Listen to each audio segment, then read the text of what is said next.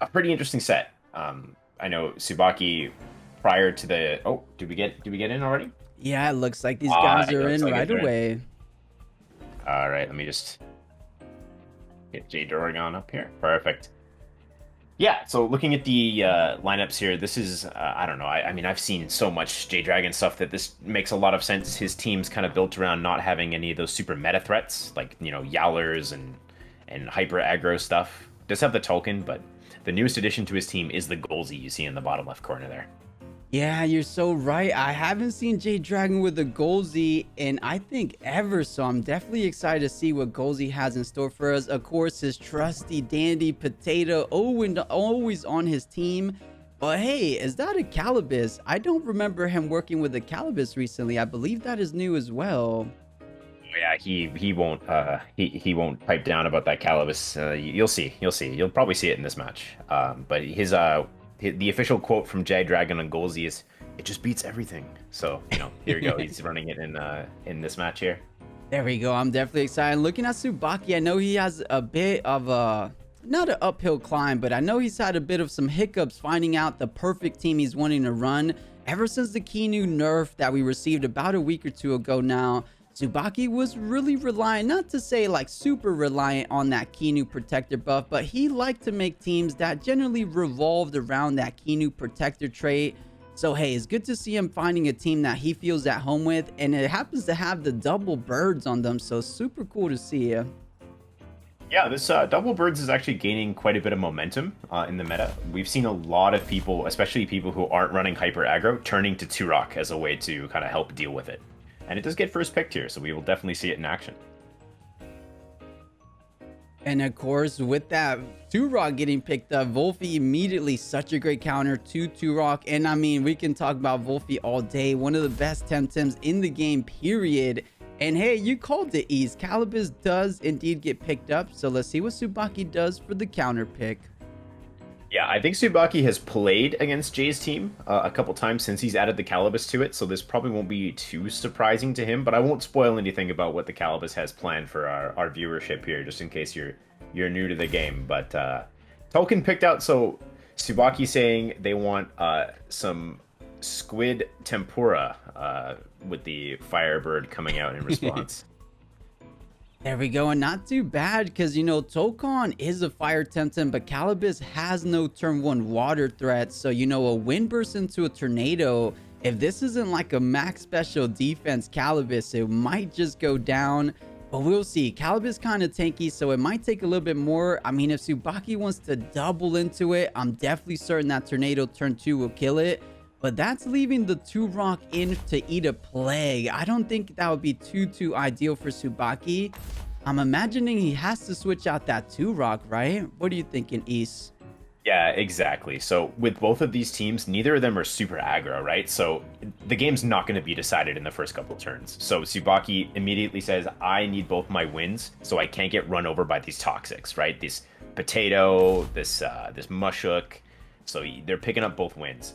This is one of the reasons that Jay's actually added 𝗂𝗬𝗄𝗎 to his team, because it helps him in the longer term against people who will just scoop up these wins against him and then save them for later. He has 𝗂𝗬𝗄𝗎 to kind of help threaten them out with the electric stab attacks. Yeah, and something I've always really liked about 𝗂𝗬𝗄𝗎 is just that technique, charge iron filings. Not only is it AoE, but it just nullifies everyone's typings, or your opponent's typings rather, which makes it so interesting. I know in like some toxic heavy cores, where it's just like little by little damage, that charge iron finally works wonders to try to chip away at those Temtems. And we might be seeing it here, as 𝗂𝗬𝗄𝗎 doesn't really have any direct damage besides maybe that 𝗧𝗲𝗺𝗍 on Turok. So maybe charge iron finally goes a long way to deal with that 𝗵𝗵𝗸𝗆 and the 𝗧𝗵𝗆 per se. So we'll take a look at that when the time comes. Pretty good game for 𝗂𝗬𝗄𝗎's defensive typing too. But enough chat about the draft. Let's get into it here. Super exciting. JD and Tsubaki. That is right. Like we said before, this is a best of 3 series, so these guys trying to get that early momentum. I believe that how it works on the scores, you get a little bit extra for that 2-0 scoring. So these guys are looking to try to make that a reality. But here we go. As you said, game number 1 of the very first game of this AAL. I hope you guys got your predictions in, because this game already has started. Tsubaki JD. Let's see. And oh, it's a chamomile Turok, so it can't get trapped in even if it stays in on this 𝗬𝗶𝗶. That's saying if the 𝗬𝗶𝗶 has handcuff on it. So, Yeah, and if you look at the battle log, you can see that Turok actually has super effective damage into every Tem on JD's side that isn't 𝗬𝗶𝗶. So it might not even stay for this turn 1, but if it does, it can definitely level that Feather Gatling almost freely into Doragon's side. Only 𝗬𝗪𝗀 can really swap into 𝗬𝗏𝗏𝗏, so that would be a pretty powerful play. And on Tsubaki's side, you just really got to watch out for those plagues, right? Like, even Tolkien doesn't really want to get trapped in. Yeah, absolutely. That does Vortex is some big neutral damage. And you know, I'm wondering, since J-Dragon feels like all the pressure is on that 𝗬𝗏𝗏𝗏, what if Tsubaki reads a potential swap out and goes after the 𝗬𝗏𝗏𝗏, just like a Feather Gatling Wind Burst into 𝗬𝗏𝗏? That has to be well over 50%. And 𝗬𝗏𝗏 a decent threat into the entirety of Tsubaki's team? I guess maybe not too much of a threat with that Kinu Ninjasil. But I could almost see him gunning down the 𝗬𝗏𝗏𝗏 nice and early, since he kind of has that 𝗵𝗏𝗏𝗏 in the backline for the 𝗬𝗏𝗏𝗏𝗏. Yeah, it's a little weird, right? Because 𝗬𝗏𝗏𝗏 doesn't have that much offensive pressure into Nidrasil or Kinu right in the back, so it's not like a super big offensive threat. But the thing is, 𝗬𝗏𝗏𝗏 is just so annoying. It just gums up your plans every time you're trying to, especially if you're trying to play a strategy that revolves mostly around swapping out your Tems. And that's something that Tsubaki does almost better than anybody else, right? So the 𝗬𝗏𝗏𝗏𝗏 is kind of Jay's way of trying to disable what Baki wants to do. As we see Turok swapping out here. Oh, and let's take a look. Is this the single protector buff for the game? Yes, it is. So eating the plague beautifully is what the Kinu's coming in here. And let's see where this wind burst. Did he keep it straightforward onto the 𝗬𝗏𝗏𝗏𝗏?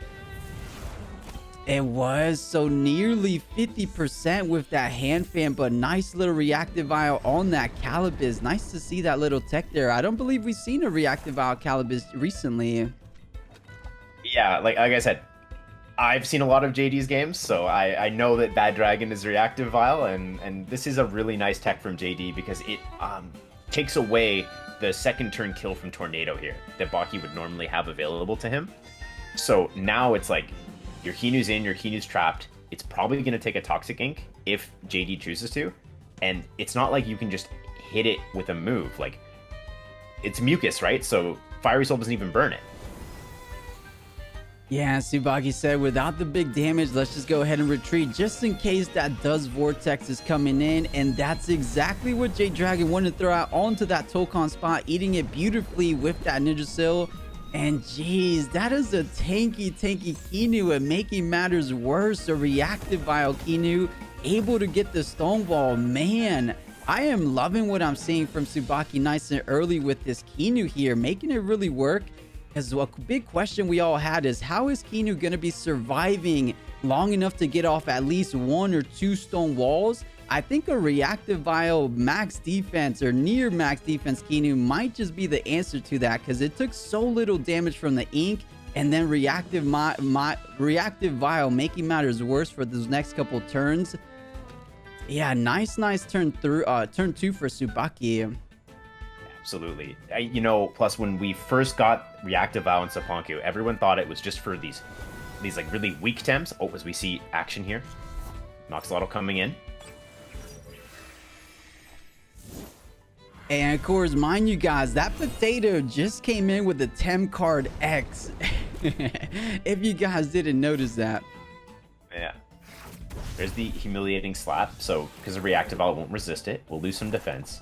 But like I was saying before here, as we got back to the between turns here, when we first got reactive vial, so many people thought it was for fragile Tems, right? Like Size Munch or Nagai's, so that they could set up while they were getting hit by super effective moves. But as the meta's developed, people are like, actually, I can throw this on a 𝗬𝗏𝗏𝗏𝗏 or a super tanky Kinu and just give them 15% more health. And that's like incredibly stonks on these Tems, right? Yeah, absolutely. That 15% on a bulky Temtem goes such a long way. So yeah, I'm loving what I'm seeing here. The little transition to bulkier Temtems. I still think it works decently well on those fragile Temtems. But yeah, it looks like as the meta keeps progressing, keeps moving forward, maybe the bulkier Temtems is the more nest for that reactive vial item. Let's see what this potato has in store though, because I've been seeing recently things like first aid kit, 𝗧𝗏𝗺. Have you peeped out any of those any 𝗧𝗏𝗺s with that item just yet, East? Yeah, absolutely. That was Matt Gia ran it in DreamHack today, as we see the reactive vial, the neutralized being purged, Stonewall giving that defense. Like you said, man, this tanky Kinu, it doesn't have to swap in and out to give people +1/+1. It's just giving them +2/+1 every other turn. Look at that. That is so true. Who said Kinu got nerfed? That is so much value Tsubaki's receiving from this Yggdrasil, and he's bulking up pretty much the most ideal Temtem, the one that doesn't take too much from Toxic, and the one that has narcoleptic hits to dish out the pain on those Mashuks, and just a little good Toxic inks on the 𝗬𝗶𝗴 and the 𝗧𝗲𝗺𝗺, the 𝗂𝗀𝗇 in that back line. So yeah, this Yggdrasil, Tsubaki saying he will be my raid boss for game number 1. How does 𝗏𝗏𝗺𝗏 want to answer that? I mean, first things first, you do got a little P-jab pressure from this Mashuk, so maybe it could bring it a bit down. Yeah, you see the wastewater is going to deal with the Kinu, who is absolutely, more than done its job here, getting those stone walls into play. Narco hit does a bit to Mashuk, but it lives through Parrier. And you see the 𝗂𝗀𝗇 coming in, so 𝗂𝗀𝗇's holds are off. It can start to Oshi-Dashi if it likes. But yeah, like you said, man, how is 𝗏𝗏𝗺𝗏 going to bring down this Yggdrasil? It might just be a war of attrition here, as Baki is a 10 behind and hasn't done very much damage, but the buffs on their side are immense. Yeah, definitely. And a key thing to notice is that narco hit didn't even do a third, so it's going to take a little bit more than 3 narcoleptic hits for that Yggdrasil to bring down that double screen Mashuk. So that's something Tsubaki has in mind. I know he's thinking about bringing in this Tolkon to be able to pressure out that Mashuk, but that sparkling bullet. And what else? I believe 𝗂𝗀𝗇 also has charge iron filings online, so maybe doesn't want to bring in the Tolkon just yet. So decides to bring in the 𝗵𝗵𝗺𝗶𝗴. So not too much effective damage all around, but just some good neutral damage nonetheless. Yeah, we can see teams, like players like Tsubaki, like all kinds of great players in Temtem right now are saying, I need to have 2 or 3 birds in my team, and that's what makes this 𝗂𝗀𝗇 a great tech for JD. Normally, if you look at the rest of his team, Bad Dragon, Potato, 5-Head, even the 𝗬𝗏𝗺, it doesn't love taking tornadoes or wind bursts, right? But Tsubaki feels pressured to not bring those Tems in, because if they do, they're going to be... 𝗂𝗀𝗇 has like over 80 base attack. They're going to be eating electric damage, and they really are trying to avoid that. So he's protecting his Toxics by just sitting this 𝗂𝗀𝗇 in the slot in front of the Yggdrasil, and I wonder how long he's going to be able to keep doing that as he tries to wear down the Nid. Yeah, and I'm wondering if the game plan is just ignored Nid until the very end and just pray stamina is on your side, because he does have some big damage potential with the secondary wastewater, but decides to go for the tenderness instead, making those Yggdrasil's attacks 33% less. And there we go, charge iron filings, good against the Yggdrasil, but you just lost your effective damage from that Mashuk onto the 𝗵𝗵𝗺𝗏. So we'll see if that works a little bit backwards, or is this, I mean, I'm assuming 𝗏𝗏𝗺𝗏 made the play because he does have that game plan in mind. Just 𝗵𝗵𝗺𝗏 feels a bit more safe here all of a sudden. That is true. It does look like this play does kind of favor the 𝗵𝗵𝗺𝗏, and that's why that was a really smart swap to bring it in by Tsubaki after the Kinu went down, is that it does take the electric attacks pretty well.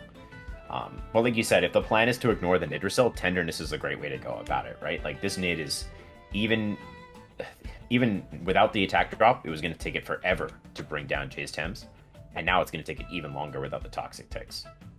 So that might have just been a turn where the tenderness, they're like, maybe my 𝗂𝗀𝗇 is going to take a lot of damage, but I just need to make sure that this Nid isn't a super giga threat in the late game. Yeah, and with that handcuff 𝗵𝗵𝗺𝗏, I believe 𝗧𝗲𝗺𝗺𝗏 might just be going down this turn. Another plagues into a toxic ink. I say that, but Yggdrasil's running a little bit low on that stamina department, so maybe elects to rest. We'll see, but oh, it looks like Tsubaki wanting to not only ramp up in terms of defense, wanting to ramp up in terms of special attack. All right. Yeah, but they've got to watch out because just because they're neutralized doesn't mean they can't get hit. And wow, the narcoleptic hit, even through the -1 defense, still taking down the 𝗂𝗄𝗎. So now these bird Tems, these flying type Tems, these wind type Tems on Tsubaki's backline looking a little bit more threatening into Jay's team. Yeah, absolutely. And we get to see exactly what that Charge Iron Filings was about. As for that P-Jab Oshi Dashi combo to almost nearly take out the 𝗵𝗶𝗶𝗴, so close. That would have been quite clutch. At the same time, though, you took 𝗵𝗶𝗶𝗴 all the way down to Dev's door. Just a single, any attack will bring it down. And, you know, he just sparks that 𝗵𝗶𝗶𝗴, right? So he obviously was thinking to get more long-term value. Now he's just standing at one more play, one more technique, and maybe that just has to be a plague into that 𝗬𝗵𝗶 direction. Because I don't know who else you want to bring out there. You don't want to get Tokon too low. You definitely don't want Turok to eat a potential plague. Dude, just let the 𝗵𝗶𝗶𝗴 go here. I think if you're Tsubaki, you kind of want to. Like you said, the nice thing about the 𝗬𝗵𝗶 Mushroom combo here is that he can kind of cover any swap with Plague. You don't really want to be trapped in on any of these Tems. Here comes that Tem card 𝗬𝗏𝗍. And they do. It looks like they are just going to give up the 𝗵𝗶𝗶𝗴 here. Plague slides into 𝗬𝗵𝗶, and 𝗬𝗵𝗶 will likely reply back in turn. And that's it for 𝗵𝗶𝗶𝗴. And there we go. A big threat onto some decent Temtems. You don't have that big Thunderstrike for the 𝗂𝗏𝗶 later on. I mean, one of the big techniques onto that 𝗬𝗵𝗶 we just saw over 40% was that Plague. But all right, here comes the Tokon. So these are maybe the bulkier Temtems on Tsubaki's side, only because of Kinu, of course. So Kinu protector buff on that Tokon, and then 2 stone walls on this Yggdrasil. Tsubaki running a little bit low on Tems, but they're rather healthy. So let's see if he could try to bring back that Tem advantage towards his side. Yeah, I mean, the big question, I think, on both players' minds right now is just how strong is the double that Tsubaki can put into Potato at this point? Because it's always that trance to think about, right? Like that trance triggering, I believe, at 30%. So if Baki's Tornado and Narcoleptic hit doesn't, like if the Tornado doesn't quite bring it to 30 and the Narco brings it the rest of the way, that's no good for Baki. So they do go the other way with Fiery Soul. Here comes Dust Vortex. Falcon taking damage, and the tank will finish off the 𝗬𝗵𝗶. And not too bad of a bad play right there. That 3 prior Fiery Soul going first, making sure you don't take too much damage from the DV, but it might not matter. And actually, it does matter. Tokon lives another turn, which might just be the big difference maker. AKA, Tornado is able to go off, which is actually a big amount of damage. Because looking at J-Dragon's entire team, no Temtem wants to eat that Tornado. So that little Fiery Soul, 30% reduction on that 𝗬𝗵𝗶 DV might have been a lifesaver for Tsubaki. Is it enough though? I feel like these Temtems remaining on J-Dragon's side might just be too problematic for Tsubaki, honestly. We know that J-Dragon has at least 1 hold off in the 𝗂𝗏𝗏, so if they are running Aqua Stone or Ice Stalactite, they have a water move for the Turok. So I think they're saving it, letting Tsubaki's Tornado take out the Mushrook instead, and it will go down. And what will Jay do on the Nox instead? The Nox is going for a Narco hit, so a little bit of damage into that 𝗂𝗏, and a little bit of regeneration, likely from the Pillow if it has it. Down goes the Tilkin to the Toxic Tick. Yeah, this is getting down to the wire. Final 2 Temtems for both of these tamers. Bad Dragon, the 𝗂𝗏𝗏, and the Sleeping Potato versus Turok. And you know, this Turok with the Chamomile is not going to be taking a whole lot from these Toxic Ticks. The most damage Turok will be taking are from what you mentioned before. Those Aqua Stones, Water Jets, Ice Stalactites. I believe only Aqua Stone and Ice Stalactite would be the only thing available. So let's see. Turok, wow, that was actually some big damage there. There's the Water Jet in response. This is really interesting to see. There's the Narcoleptic hit, but the 𝗂𝗏𝗏 will live. And it's just a rest. So this is looking like a pretty tough situation for J-Dragon. They've got to get rid of this Turok.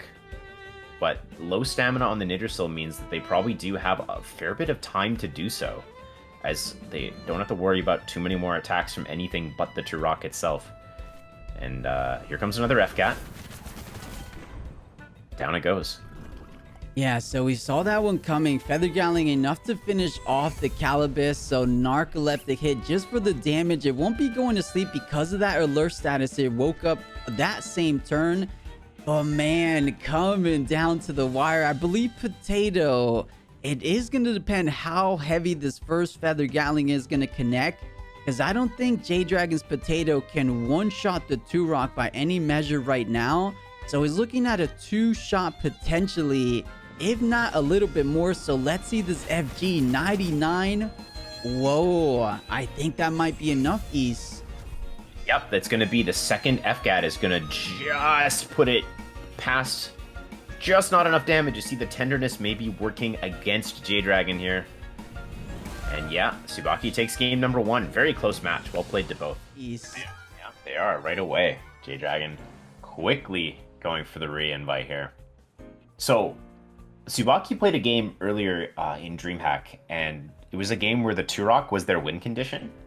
And I don't know if in that tournament they were running Reactive Valve and Kinu, or there was something else that changed, but Tsubaki wasn't able to preserve. It was against Trotter, and Tsubaki wasn't able to properly preserve that Turok for endgame, and it's really interesting to see how the best players can just adapt, right? Like Tsubaki likely maybe they took something from that game about needing to save the Turok, and that Turok came in at exactly the right moment to win game number 1 of this AAL series. So let's see if J-Dragon can adapt for game number 2.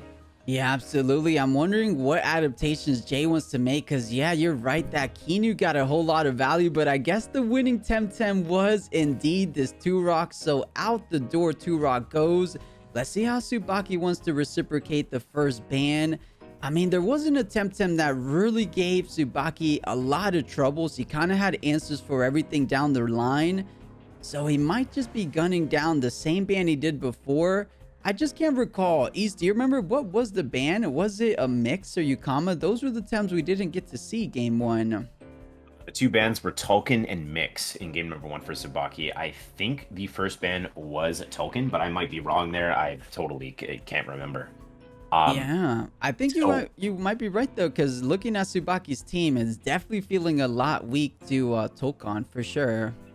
Yeah, so we're looking at Tsubaki's side. So the bit of information that Jay can carry forth is when you look at the draft for game 1, you think for sure Reactive Vial is on the Nagais. But now Jay knows better. He knows that Tsubaki is running Reactive Vial in the Kinu, and that allows him counterplay. It allows him the ability to sort of play around that and make better decisions.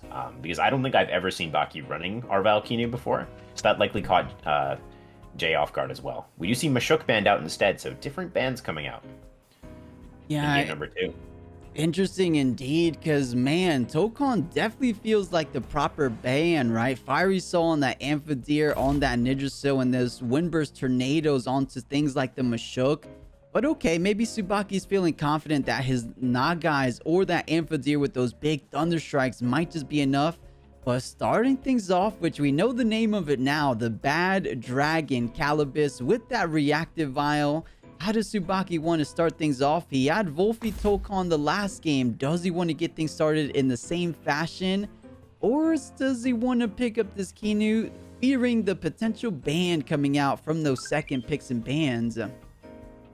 Yeah, it's really interesting. I mean, in game 1, Bad Dragon was not the place to be. Even when the Reactive Vial went off, it still really wasn't able to have a lot of impact. But Baki going for that Reactive Vial Kinu, this Kinu Wolfie, giving me like flashbacks to Kisiwa. Please make it stop. Please make it stop. But here we are again.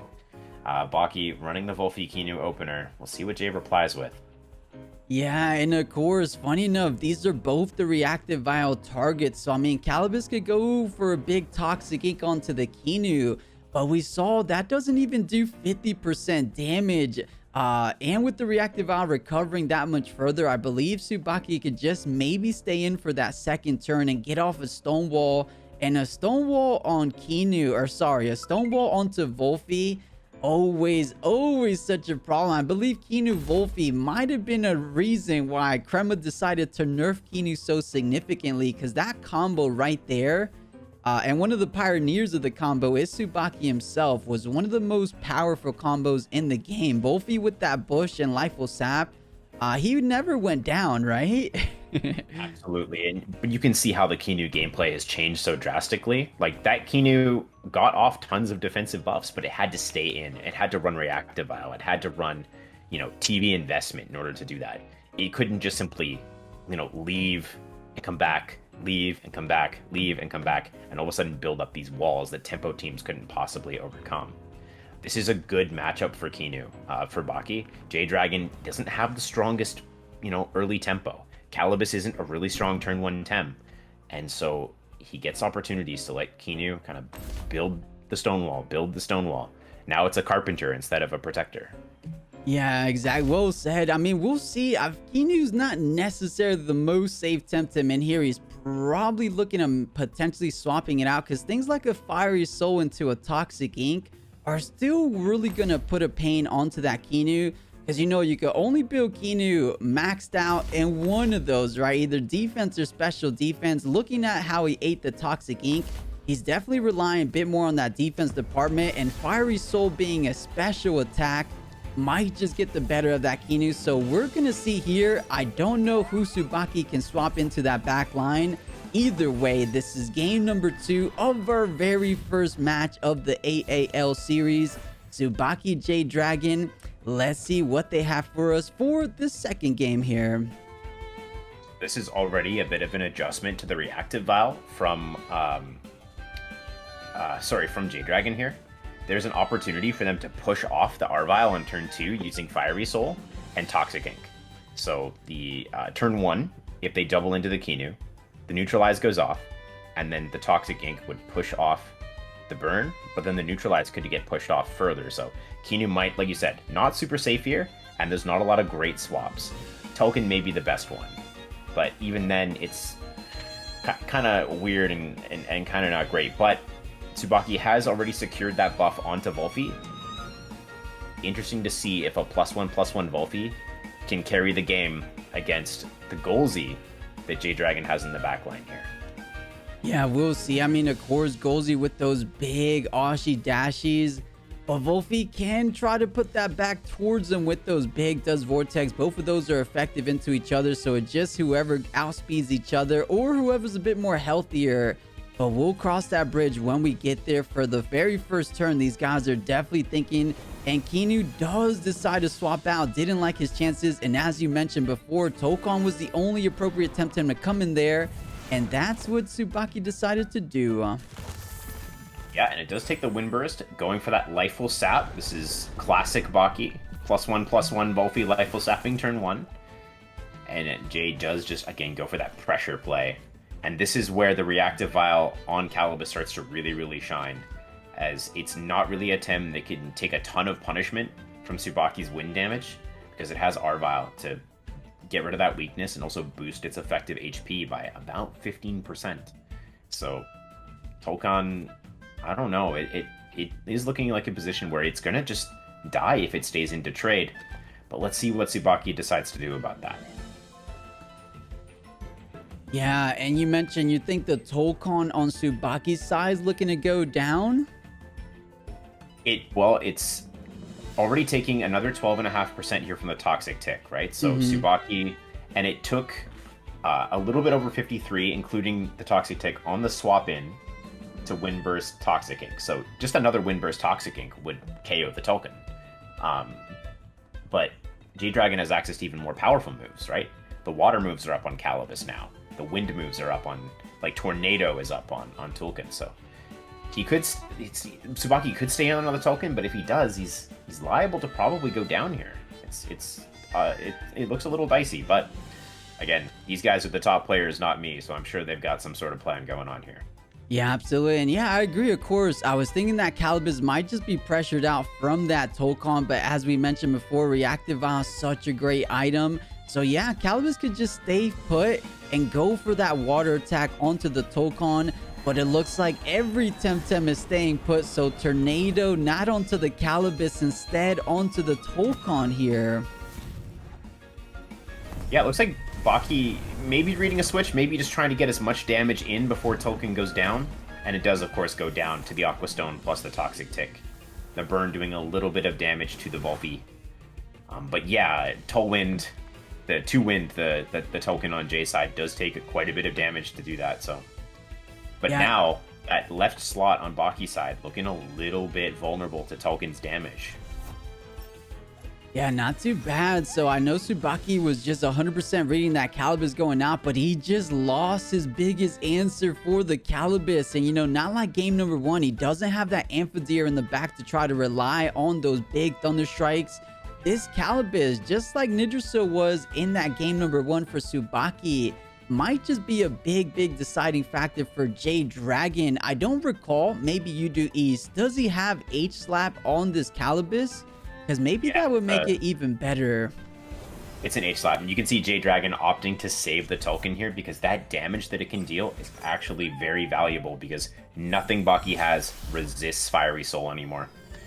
So the 𝗂𝗃𝗃, this looks like it's going to take, oh no, it is Beta Burst onto the Floof, and 𝗧𝗪𝗪𝗛 just decides to rest, seeing the Plague, not wanting to overexert. But yeah, it's Humiliating Slap, Toxic Ink, Water Jet, and Aqua Stone are the moves that we've seen this 𝗂𝗃𝗃 use so far. So the funny thing about that, if you're keeping track in chat, no Strangle on this 𝗂𝗃𝗃. Yeah, man, and Strangle's such a good technique, but hey, a little slow, and sometimes it bites you in the bum because you can't do anything as well. So hey, fair enough for 𝗧𝗪𝗪𝗛 not running Strangle for this week.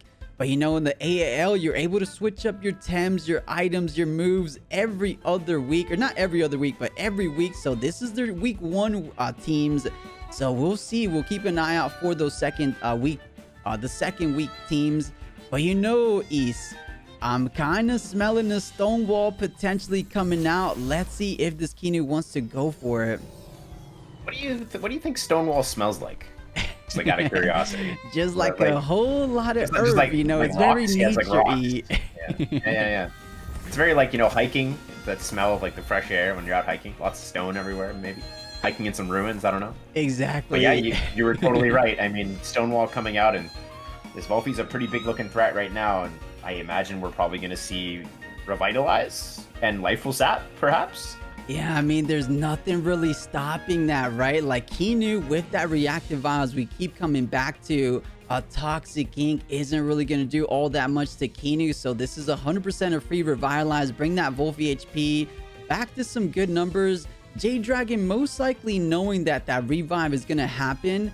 Does he just try to keep putting the pressure onto this 𝗪𝗪𝗪? He's getting a little bit bulked up, so it might be a wasted effort. This is just a tricky spot Tsubaki's putting 𝗧𝗪𝗪𝗛 in, because either position he puts his pressure on, you don't get too much for that, right? Yeah, like, this is classic Tsubaki, right? Oh, your 𝗂𝗪𝗃 beats my 𝗪𝗪𝗪? Are you sure? My 𝗪𝗪𝗪 has +5 defense and 7 Lifeful Sap charges. Are you sure your 𝗂𝗪𝗃 beats my 𝗪𝗪𝗪?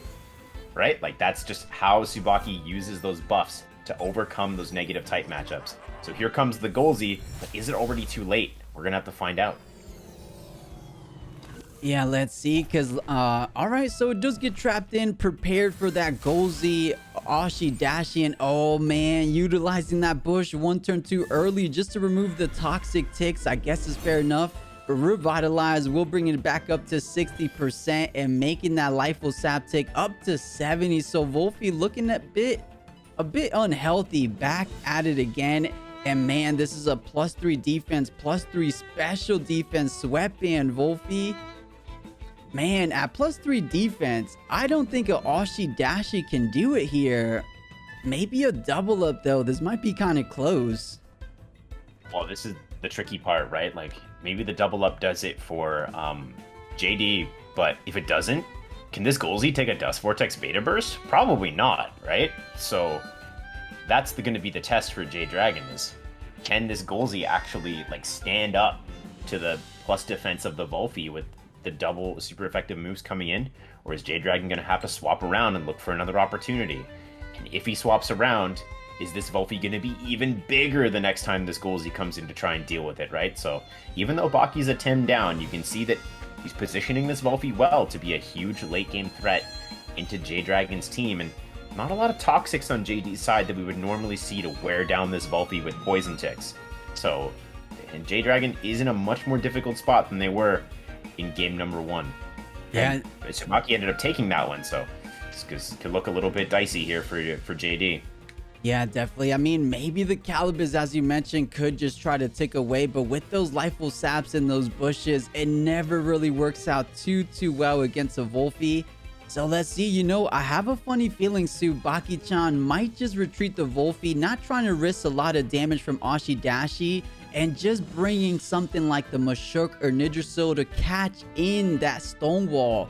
So with Kinu, Stonewall back online, a Stonewall onto Machoke or a Stonewall onto Yggdrasil, that is just super big plays. And with that Machoke coming out, you got P-Jab's uppercut staring the 𝗬𝗏𝗶 down. But oh, it looks like 𝗧𝗵𝗵 wanted to make a read on that 𝗬𝗏𝗶 swap there. So in comes Tolkien, and 𝗬𝗏𝗶 does indeed leave. So this is actually pretty nice for JD. They do have an opportunity for Tolkien to do super effective damage here. And they go for the trap. So the Plague will lock in the Machoke. And it's going to have to take some wind damage here. But like you said, oh, it's a self-Stonewall instead. Oh, man. Oh, man. Has it even been a week? It's been a week, and already Baki has found a way to make us hate Kinu all over again. Yeah, I mean, I think Tsubaki is smiling from ear to ear right now. Everyone thought Kinu was out of the meta, but if you can't deal with it fast enough, like we're seeing 𝗧𝗵𝗵 have a little bit of troubles with in this game number 2, Kinu just starts to kind of spiral out of control, and it's in a different way than we're used to seeing when we say words like that, right? It's in the defensive prowess of this Kinu, right? It is running a low on stamina, but it's still 100% healthy, can virtually rest here or just swap out into something like, or we'll see, the mix does come in to try to apply some mental pressure onto this Machoke. Here comes the 𝗬𝗏𝗶 right away. Looks like Baki is just a little bit ahead here, like almost like one step ahead. The 𝗬𝗏𝗶 now can pressure the mix. Wastewater striking back into Talwinv, and that Toxic Tick's gonna take it down. So that Tolkien was a huge threat for 𝗧𝗵𝗵 into Baki's team, but nothing doing this time around. But still 4 Tems left on 𝗧𝗵𝗵's side. They do have the Tem and HP advantage, but Baki's got the buffs, and it's gonna be tough to overcome. Yeah, definitely. I would see 𝗧𝗵𝗵 potentially bringing in the 𝗧𝗲𝗺𝗁 here. That way, since 𝗧𝗏𝗃 was already online, he could throw that into the 𝗬𝗏𝗶 spot. And since the Machoke is already trapped, I'm pretty certain that a Size Surge will be enough to bring it down. And Tsubaki kind of has to pick his poison here. Who does he want to does Vortex? You probably don't get a kill without your secondary Temtem coming in for the kill. So let's see what's more of a trouble Temtem for Tsubaki. Mix is effective. Yeah. The Size Surge is low prio though, right? So Machoke will get to move first. So we could see a Wastewater Dust Vortex double into the 𝗬𝗁𝗃, or even potentially into the mix, and that could be quite harmful for 𝗧𝗵𝗵's mix. That's not really a combo of moves you're super happy taking. But no, it's 𝗵𝗵𝗵 first. That Kinu did it again. There's the double. Oh, I think 𝗧𝗵𝗵 was hoping he get outspeed, but either way, Machoke goes down on his own terms. But that Team Elusive, it looks like he just really want to prioritize Machoke going down, but Tsubaki recognizing that, going out on his own terms like we just mentioned. So man, 𝗬𝗏𝗶 with that Lifeful Sap looking like a true MVP in this game number 2. 𝗧𝗵𝗵 just wondering how is he gonna break through that 𝗬𝗏𝗶's defensive. Now even worse with that Lifeful Sap intact. Yeah, Tsubaki down on the Tem advantage, but in terms of setup, he definitely has a bit of an edge. Yeah, so this is where it gets super interesting, right? Because you've got Oshi, Dashi, and Uppercut that Jay can just alternate into this 𝗬𝗏𝗶 to punish it. Dust Vortex is online, however, so it's not the easiest thing to do. But if Dust Vortex is online, and we know this 𝗬𝗏𝗶 runs Lifeful Sap, and I don't think Baki's run Sandstorm on his 𝗬𝗏𝗶 in like 7 years. So it's very possible that this mix can become an alternate win condition for JD, punishing the other Tems that aren't 𝗬𝗏𝗶, while 𝗬𝗏𝗶 kind of chews through the other side of JD's team. But I don't think that's an end game that 𝗧𝗵𝗵's super happy about. So let's see what they decide to do here. Yeah, very true. And you know, 𝗬𝗏𝗶 might not have the AoE Tsubaki needs, but one Temtem that definitely does is this Yggdrasil, right? So those allergic spreads, 3 ticks of toxic, go such a long way into any Temtem, except 𝗏𝗶𝗴, of course, with that Team Elusive as we saw. So yeah, Tsubaki feeling decently comfortable. Let's see what 𝗧𝗪𝗏 has for us in this turn. As we mentioned before, 𝗏𝗪𝗏𝗃 still hasn't been deployed from the 𝗬𝗏𝗺, the 𝗀𝗧𝗏, and then mix. I mean, EM just to overexert a couple Temtems might be the way to go, but instead, 𝗀𝗧𝗏 doesn't want the 𝗏𝗪𝗏𝗃 just yet, swaps in the 𝗬𝗶𝗃. Yeah, we can see the energy manipulation here. Like you said, trying to wear down the 𝗏𝗶𝗴 a different kind of way. Toxic Ink into the mix. This is going to deal pretty good damage over time. The Dust Vortex was aiming for the mix, but it does hit the 𝗂𝗫𝗃, well resisted. And all of a sudden, 𝗏𝗶𝗴's stamina are now a concern for Tsubaki. This is part of the weakness that you can exploit with Baki's strategy, which often gives up Tems earlier up in the game, right? So now these 𝗏𝗶𝗴, like his minimal amount of Tems, are more vulnerable to things like stamina control than they would be if he had more Tems available. Yeah, absolutely. Usually you swap out a Temtem, let it recover some stamina, but when you have that Tem disadvantage, you can't pull that off too easily. But still has some good Temtems to work with. And of course, in true Baki fashion, they're all nature Temtems. So nice to see it. Tsubaki feeling at home again with this squad, I will say. But out comes the 𝗏𝗏𝗏, maybe anticipating something like an allergic spread, but no, it's instead going to be the Kiinu swapping in, trying to get everything online, including those stone walls that we've been seeing so much of recently. Yeah, and you can see this is the toxic game plan coming out again from 𝗧𝗪𝗏. He's kind of has to keep these toxic ticks on the 𝗏𝗏𝗏 to make sure that it doesn't ball out of control here. I mean, this stone wall is pretty free again. Stonewall, 𝗬𝗵𝗏, all that stuff is available onto the 𝗏𝗏𝗏 here. Yeah, I almost want to say that strategy alone might just be enough, but oh, maybe trying to get a Stonewall onto this Yggdrasil. Let's find out. Leg is going to go for the trapping play. This would have cleared the Lifeful Sap and Toxic Tick, but instead they opt to do that. Toxic Ink is going to turn on the Reactive Vial. And this is important because it means that 𝗏𝗏𝗏 for the next 2 turns can damage Kiinu pretty effectively.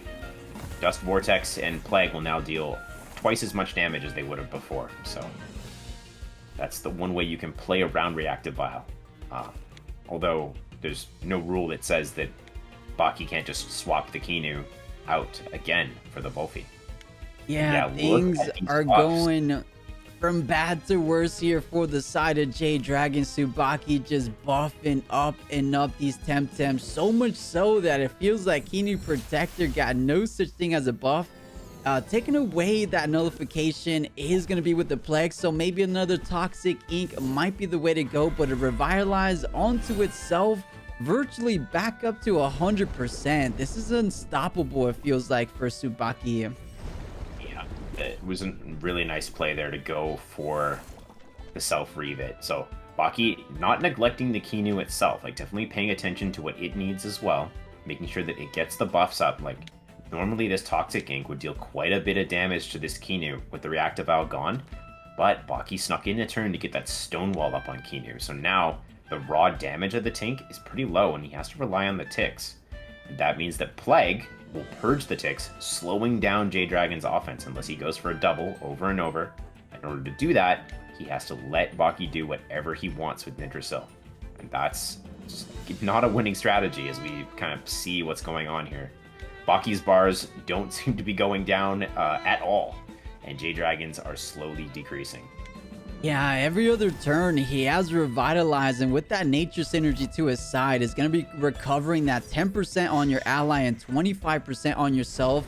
Here we go though, Toxic Ink onto the mix, bringing it down to that 40 or 38% after this Toxic Tick. But geez, Yggdrasil and every other Temtem on Tsubaki's side, they're way too bulky. I don't think there's anything 𝗧𝗪𝗏 is going to be able to do to these Temtems in maybe now. I was going to say in the next couple of turns, but at +4 defense, +2, +3, man, that might be too tall of a task for 𝗧𝗪𝗏 to overcome.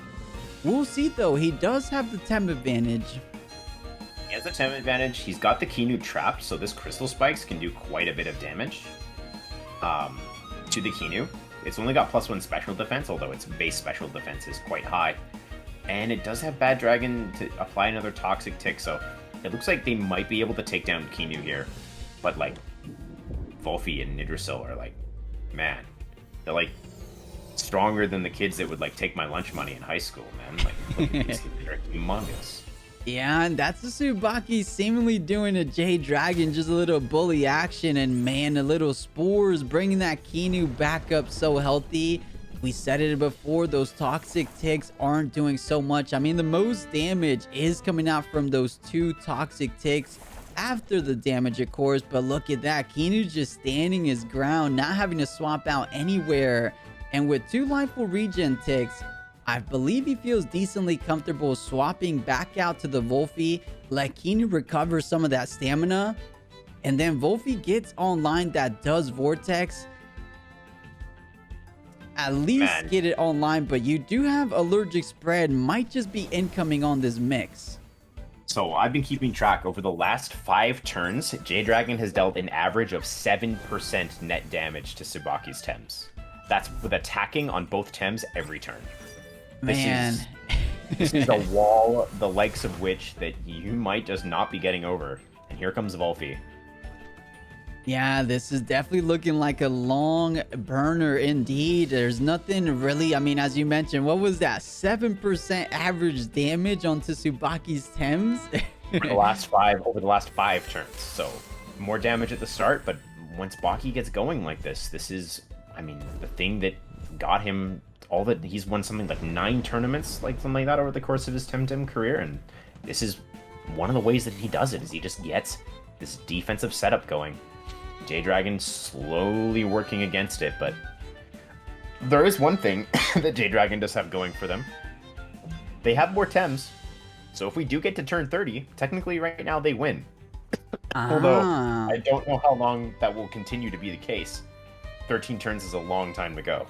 Yeah, absolutely. And the mix in that Volfi looking kind of low there into that orange HP health.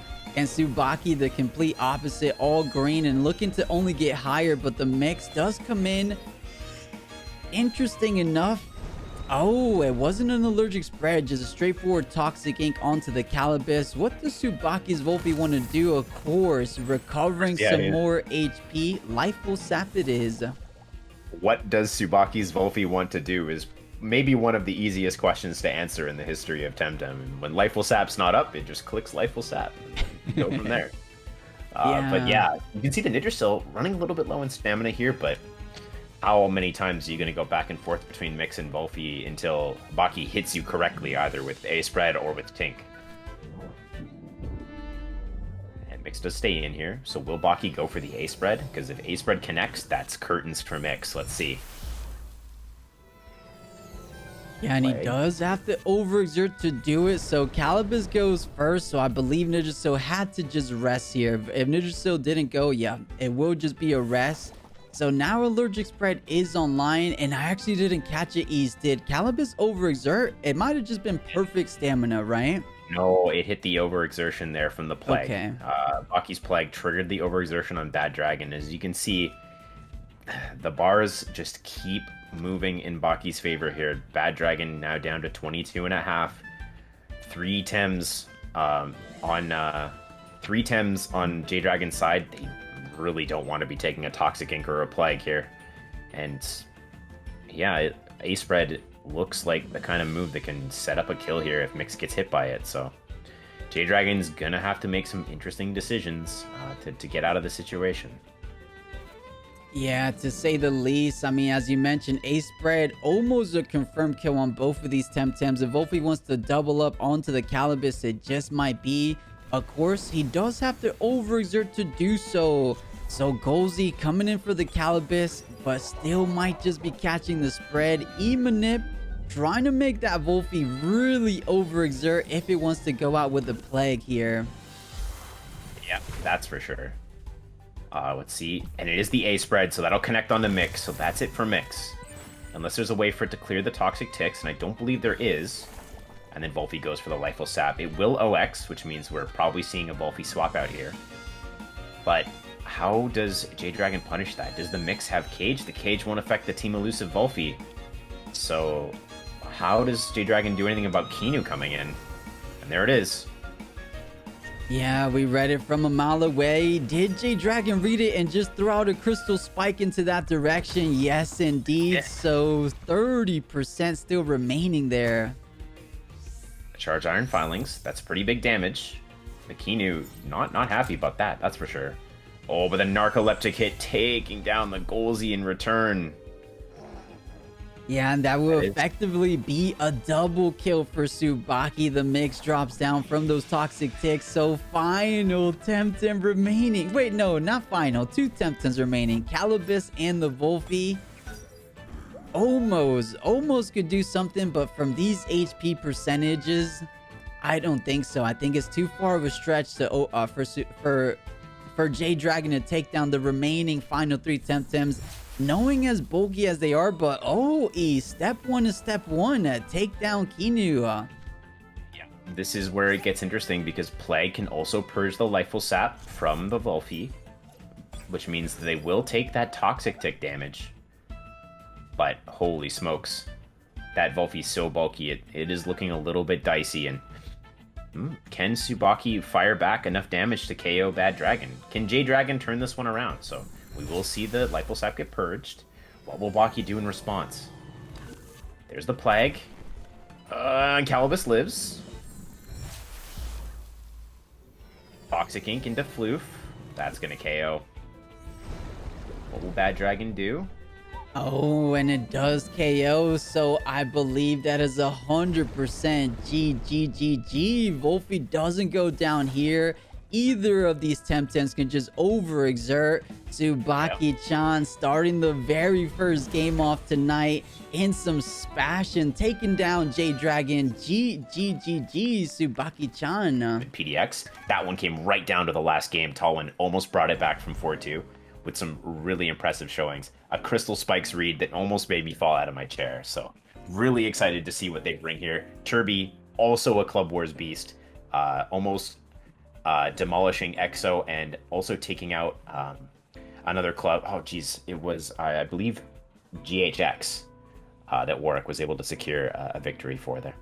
Yeah, well said. I mean, both of these tamers are just beasts in their own regards. Turbi, we've seen him lately with that Digithreat mental heavy team. It looks like he's not working with it this time.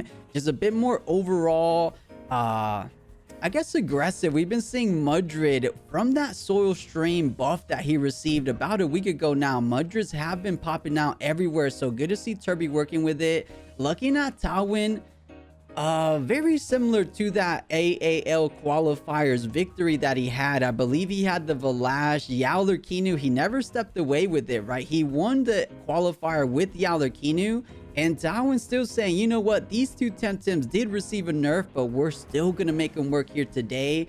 And of course, that legendary Luma Oshiara. How much work can it do here against Turbi? Not too much, but we'll see. I guess against Tolkon and that Mudrid.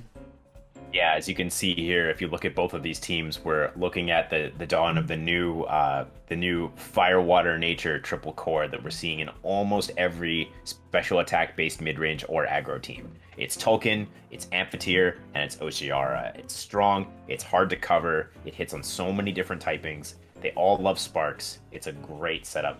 You can see Turbi, after the Kinu nerf, has kind of gone to this core instead of playing that kind of slower swap based defensive gameplay. Talwinv's kind of got like a bit of both. He likes to use this core more defensively than offensively, and he's paired it with Kinu Yowler and some bulkier terms. That 𝗂𝗄𝗆 probably very bulky as well.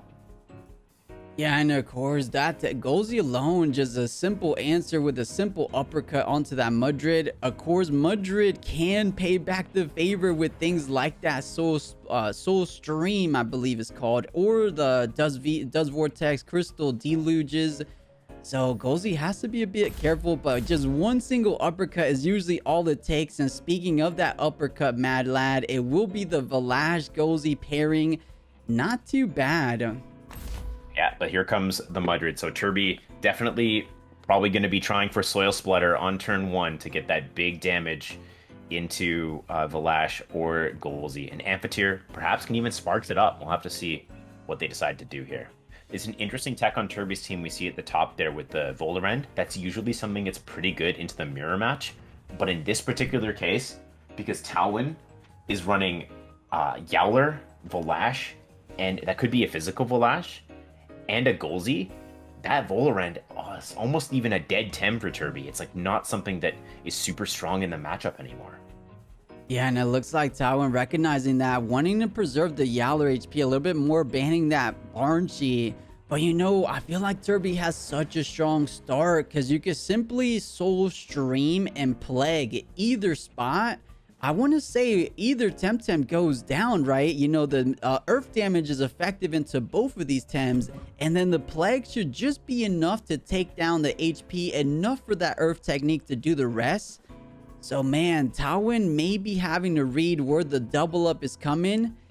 Or as you said, I guess he can simply go for Sparks onto Mudred. Maybe that just might be enough off the rip, but we have to take a look. I think a double might just be a bit more safe. The question is, where do you double? If I'm a betting man, I'm thinking Turbi might want to gun down 𝗂𝗍𝗪 just because of the pressure it applies on Mudred, right?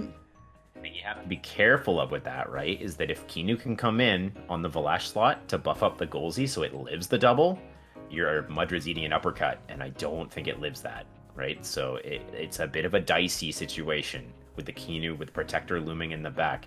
And we do see, like you said, really concerned about the Yowler's HP, but now that both of these mental Tems are gone in the back, this Yowler just kind of looms large. If Talwin has put, 100, 150, 200 special defense TVs into this Yowler, Turbi's actually going to have a hard time killing this thing.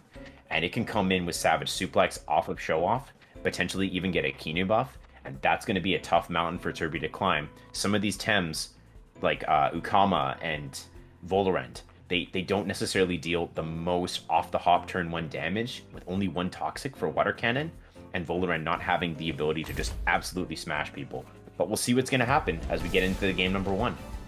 Yeah, this is going to be the second match of this week number 1 AAL League. Let's jump right into it, guys. We got Turbi and Talwin facing off, as we said, for this very first game.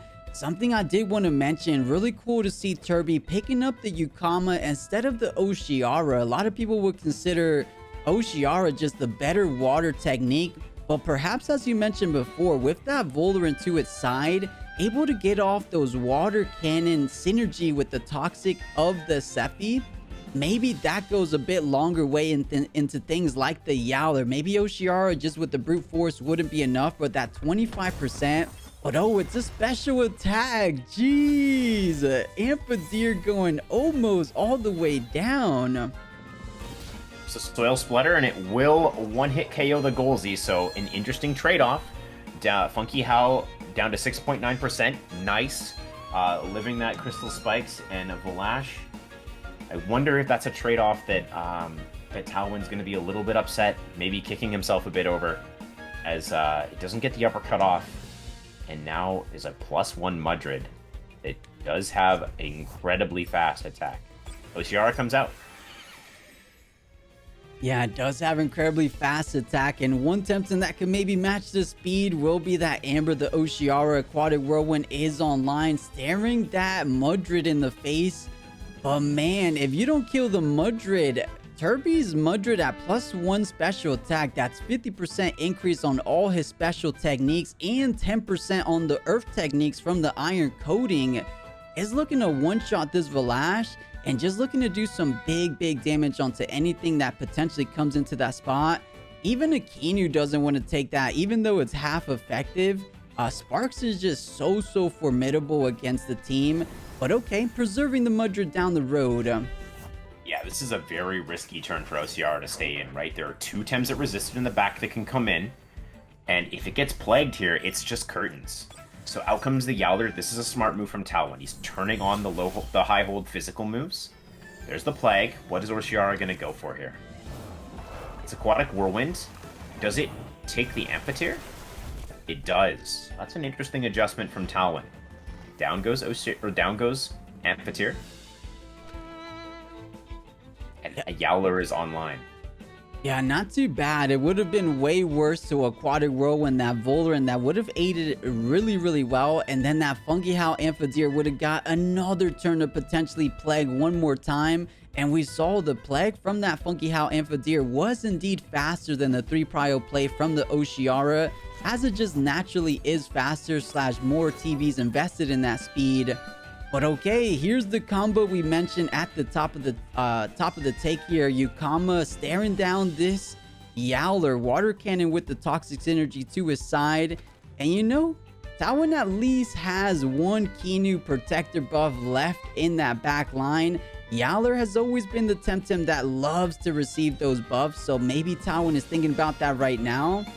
The only issue, Turbi might just direct a Noxious Bomb in that direction. Yeah, so the Oceara leaves, Talwin wisely reloading the bazooka for Aquatic Whirlwind again later. I love the protector buff coming in here. It means that Yowler is going to be a lot more resilient. Turbi going for that water cannon. As you can see, not a ton of damage. Will he go for the double? No, Noxious Bomb hits the Keanu. And there's another Reactive Vial, as we see Reactive Vial Keanu building up in popularity. And the Toxic Ticks are onto the Yowler, but man, look, +1. Is there anything on Turbi's side that wants to take a Savage Suplex now? I don't think so. Yeah, I don't think so at all. There's no Temtem that wants to eat it. So does Turbi just want to keep gunning down this Asylum Bike Yowler to try to keep chipping it away? If you keep attacking it, Keanu gets off a free Stonewall / Revitalize onto the Yowler. So maybe first things first, you might want to deal with the Keanu. Turbi is really incentivized to swap here, because if he loses one or both of these Tems, then Talwin just brings the water bazooka back out and just blows Tolkien or Mudred away, right? So he needs to make sure that he always has an option to bring 𝗂𝗏 or Voldaren in to take the Aquatic Whirlwind. Otherwise, Talwin's just going to go kablamo, and then there goes your Tolkien or your Mudred, right? But do you want to swap in front of this? Give Keanu an opportunity to Rave it, Stonewall, or even sack onto this Yowler? Whew.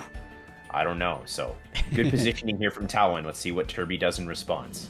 Yeah, you know, the sack might not be the worst line of play, because Keanu already on his way out. I say that, but maybe with the Nullify might eat these 2 attacks if Turbi wants to direct that way. But what Sacrifice does, of course, not only gives it a +2/+2, remove that poison tick, you force every attack from Turbi onto the Yowler, aka proccing that 35% additional damage from the comebacker trait. And with that +1 attack on this Yowler, that should be more than enough. But okay, everything stays in. There's no sacrifice just yet. There's the water cannon. Keanu goes for the Revitalize. Just prioritizing this Yowler. Makes a lot of sense. Looks like Turbi's going to go and try and take down the Keanu. And they will do so. So 𝗧𝗵𝗆 is definitely looking like a nice special wall in the end here. But it's going to take a +1 suplex. Look out. Not too bad, actually. 26.8%. Does take it pretty well. The problem is, oh boy. Here comes 𝗏𝗏. Yeah, not too bad. So without that comebacker not getting that one-hit KO onto the Voldaren, and that Voldaren that +2 special defense we saw at the top of game, or the turn number 1, 𝗏𝗏 with the sweatband was indeed a special attacking kind with that heavy crystal spike. So it's not going to be able to take down the Voldaren with that single crystal spike. So maybe just elects to throw it at this 𝗂𝗏. But Turbi could just kind of read that and swap into Tolkien, but I think 𝗂𝗏 just trying to go out swinging, since he has answers for the 𝗏𝗏 before that, or after 𝗂𝗏. Yeah, really smart from Turbi here, just trying to keep stacking the ticks. This Yowler doesn't have Chamomile, so it is going to be vulnerable to toxic damage pretty much continuously. Now, how did they respond? It's going to be Oshidashi, so that'll be it for Voldaren. Kind of a tough one for Turbi.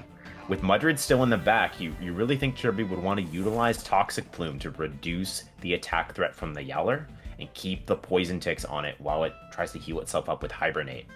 But now, the Yowler is a little bit low on health, but with Voldaren gone, that's one Tem slot now where you cannot avoid getting absolutely super soaked by the Oceara waiting in the back. Oh, and man, here goes that +1 special attack Madrid. So looking to single shot this 𝗏𝗏. And man, Asylum Bike running low on stamina has to go for a hibernate, but I think Turbi's just a little bit too fast. If he just elects to double into the Yowler, it will go down. And you know, Talwinv with the Oceara not being on the board, but hey, first things first, the Aquatic Whirlwind onto the Yowler, 37 down to 14. Does Madrid have enough to take it down? Crystal Spikes. Oh, the 𝗬𝗏𝗃 living very good there. Dust Vortex will KO the Yowler, so that is nice. Unfortunately for Turbi, the 𝗬𝗏𝗃 OXs, but it doesn't die, which is actually not the greatest thing for Turbi, because unless he's able to outspeed, if Crystal Dust is able to outspeed this Oceara, Aquatic Whirlwind, then maybe he's looking okay, but this is kind of a difficult situation, maybe a little bit dicey for Turbi, where he kind of needs to swap in the token, or the token to have be able to attack here, but it's still sitting in the back. And here's the swap. Yeah, he does get in the swap for that wind synergy and that heater trait. So Crystal Dust being forward priority does go first with that Sparks is gonna be more than enough to take down the Oceara. And man, I believe that will be GGGG. Too many strong Temtems remaining on Turbi's side. Yeah, great swapping plays here from Turbi. They managed to position around the board really well and leverage the special attack core to take down Talwinv. We're in for game number 2, guys. But you can see here, I know you mentioned the 𝗬𝗏𝗃 on Turbi's side, but it's not instead of the Oceara, right? It's complementary to the Oceara, and this is coming up quite a bit in these special attacking teams to win the mirror match. Double water is actually very powerful into other special attack aggro-based teams. Because if they have constructed a strategy that revolves around them banning out Oceara, you just use your backup Oceara, and then you still win the game, kind of thing. Yeah, definitely. I believe the first time we saw the likes of this Oceara and the 𝗬𝗏𝗃 pairing together, as you mentioned, the double water, such a good aggressive team. It was from 𝗧𝗓𝗏. 𝗧𝗓𝗏 enough to take down, was it last week's DreamHack, or when did they Yeah, it had to be last week, right? I think they took the whole tournament. Yeah, that's right. First place. And they had a decently strong showing. They ended up going down winners to Senior Plat, who ended up winning the event. But so this is going to be a really interesting back and forth here for game number 2, because Talwinv has the information that 𝗏𝗏 can't one-hit KO the 𝗬𝗏𝗃, that it lives on 6% HP, and that their 𝗬𝗀𝗎 opener therefore is a little bit flawed and not really what they want to be doing. Even though that game came down to a somewhat close exchange of swaps, it's important to remember that the 𝗬𝗀𝗎 accomplished absolutely nothing that game, and Talwinv had a pretty bad first turn overall. So they're going to have to make that up if they want to win game number 2 here. Yeah, I mean, 𝗏𝗏𝗏 is a perfect starting lineup for Talwinv's side. It's effective into a lot of what Turbi has, especially those double waters, as we keep mentioning, effective into the Madrid. So good opening. I see Turbi really considering what he wants to pick up. Maybe something like the Tokon to make things a little bit slowed down from that opening turn with that heater trait, but does decide to go forward with that 𝗬𝗏𝗏𝗏. And is it going to be the same here? 𝗬𝗏𝗏𝗏 Madrid trying to cover all your bases in case that 𝗏𝗏𝗏 comes in. But man, 𝗏𝗏𝗏's a different story than 𝗏𝗀𝗎 there. 𝗏𝗏𝗏's not going to be one shot by either of these Temtems, or a double up from these Temtems won't be killing the 𝗏𝗏𝗏. So at least it's a different story that Talwinv's painting here in this game number 2. Who does he want to pair it though, is that question. Yeah, that is a great question. The Sparks Soil Steam was a great play to KO the 𝗬𝗀𝗎. I don't know if Talwinv gives that opportunity to Turbi again. And so what will this Madrid accomplish? Will it get Sparks? Will Turbi instead choose... Turbi's not running a 𝗏𝗏𝗏 on their team, so this is almost certainly a Handcuffs 𝗬𝗏𝗏𝗏. Could be a Handcuffs Barnshear mix as well, but very likely Handcuffs on 𝗬𝗏𝗏𝗏. So will they try to trap 𝗏𝗏𝗏𝗏 in and swap to a counter? Or perhaps they're still going to go for the Sparks play, and there's the Keanu. So Talwinv, like you said, identifying that 𝗏𝗏𝗏𝗏 actually does very well into the broad scope of Turbi's team, so I'm going to give it a Kinu buff, and we're going to go from there. Against Spark's team, though, that is a very low tempo opener, so we're going to see if Turbi can exploit that. Yeah, we'll see. I mean, at the very least, he does put some pressure on that Mudred, and Mudred almost single-handedly brought home the victory for Turbi there, so making Turbi really question, does he want to keep Mudred in there? I know Crystal Dust does a little bit onto the Kinu, but maybe not enough to justify staying in to eat a big old Plague. Plague is effective damage onto the Mudred. And you know, Talwinv's kind of banning one of the only Temtems that wants to potentially swap into that, which will be the Volrens. So now everything either takes double damage or gets trapped in there for some big does Vortex damage the following turn. So I like where Talwinv's head is at for this game number 2. Yeah, you got to think for Turbi, the Banshee is coming here, right? Like, if it's neutrality, there's a chance it doesn't get trapped by 𝗬𝗶𝗴. It's also got that mental damage to really threaten out Yowler here, so it's looking like a really nice pickup. But on the other side of the coin, this is a turn 1 crystal damage Valash that Talwinv does have access to, and even though even though it's kind of hindered a little bit by Mudred and Tolkien, interesting to see it go. And we'll also see the Golden Horse coming again, and one of the 2 waters coming from Turbi, Oshiara. And there we go. It looks like both of the beautiful water Temtems do get picked up for both of these tamers. But here we go, folks. It is game number 2 of the second match in our AAL series. Starting things off a bit familiarity as we saw from our first match with Tsubaki J Dragon. 𝗬𝗶𝗴 paired up with the Kinu, quite the formidable combo. The only difference that I did notice, I don't think Talwinv is running that max defense. He's running that reactive vial, but Kinu definitely felt a bit more squishier compared to Tsubaki's Kinu. It could be somewhat physical, and Turbi's just not running any physical attackers. Like, his team is entirely special attack, so it could be a defensively invested Kinu. It just seems squishier because, you know, it's only getting hit by, you know, special attacks. But this is a really interesting thing for me to watch here, because Kinu, its turn 1 is so bad. It's Beta Burst or Lifeful Sap and nothing else. So this is a very low tempo opener from Talwinv. Is Turbi reading a swap? Let's see.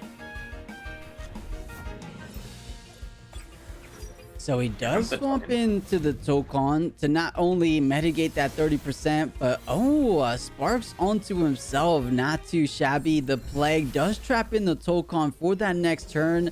But now Talwinv has to decide, where do you throw in your Dust Vortex? I know you want to stop that 𝗬𝗵𝗇𝗵𝗺 from popping off, so you almost want to throw it there. But Tokon is trapped in as well.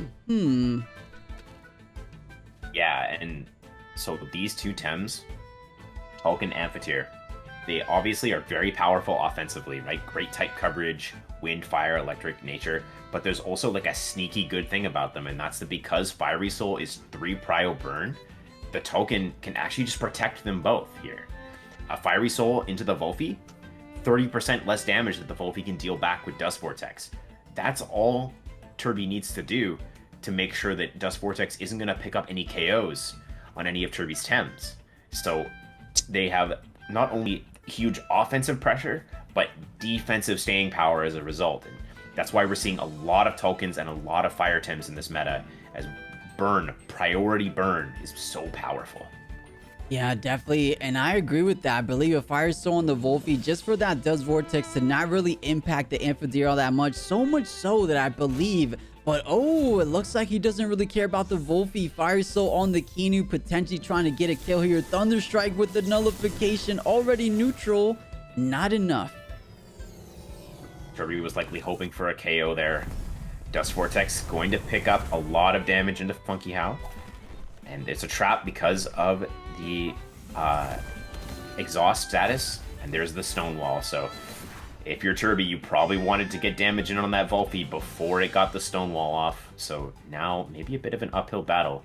And we do see a double trapped board. The effect of the handcuffs causing Dust Vortex to apply trapped, because Thunderstrike applied the exhausted status to the 𝗬𝗵𝗇𝗵𝗺. Not an interaction you see that often, but a pretty cool one. Yeah, definitely. And I believe if you Plague an already trapped in target, I believe it traps again, right? It restarts from the top. I wonder if he wants to throw out a Plague onto the Tolkon just to retrap it. Let 𝗧𝗵𝗏 go here. Like, if 𝗧𝗵𝗏 wants to try to get off a Beta Burst, if Turbi doesn't kill the 𝗧𝗵𝗏 just yet, maybe that Beta Burst, I didn't catch if it did 22% that very first time, but it might be actually decently close. And if 𝗧𝗵𝗏 goes down, maybe kind of safe to bring 𝗬𝗏𝗺𝗃.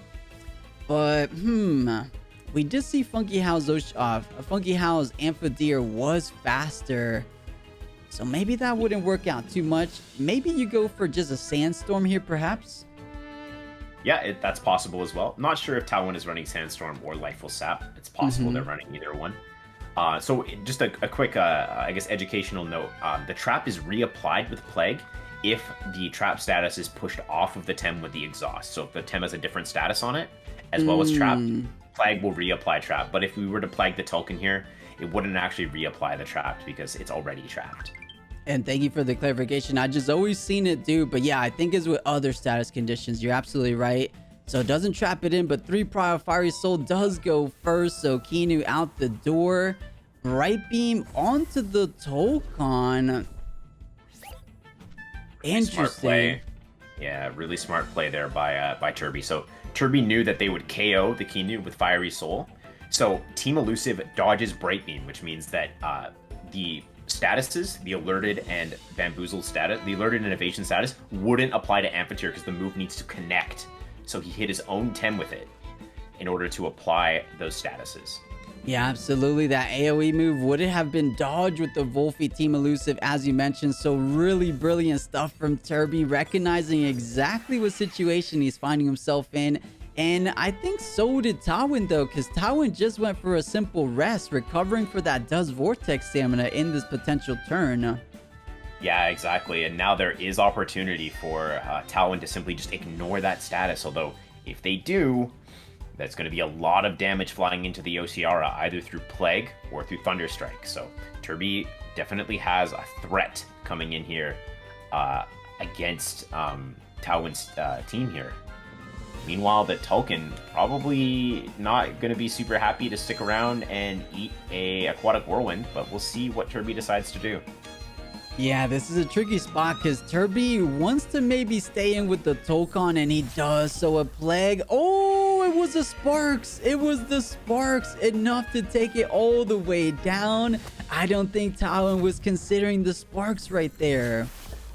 Yeah, or they just thought that they were faster on the 𝗬𝗏𝗃, but neither thing was true.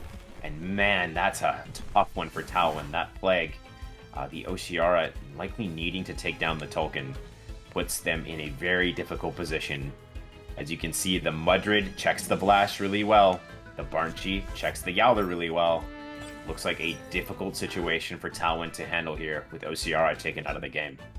Yeah, definitely. That was the one Temtem that could really put it hurting on that Mudrid 𝗃𝗏𝗃 Tolkon. So with that beautiful Luma getting out of the equation, Turbi's looking significantly better. 5 Temtems remaining versus Talwinv's 3 final Temtems. Of course, Vlash and Yowler, some of the strongest Temtems in the game.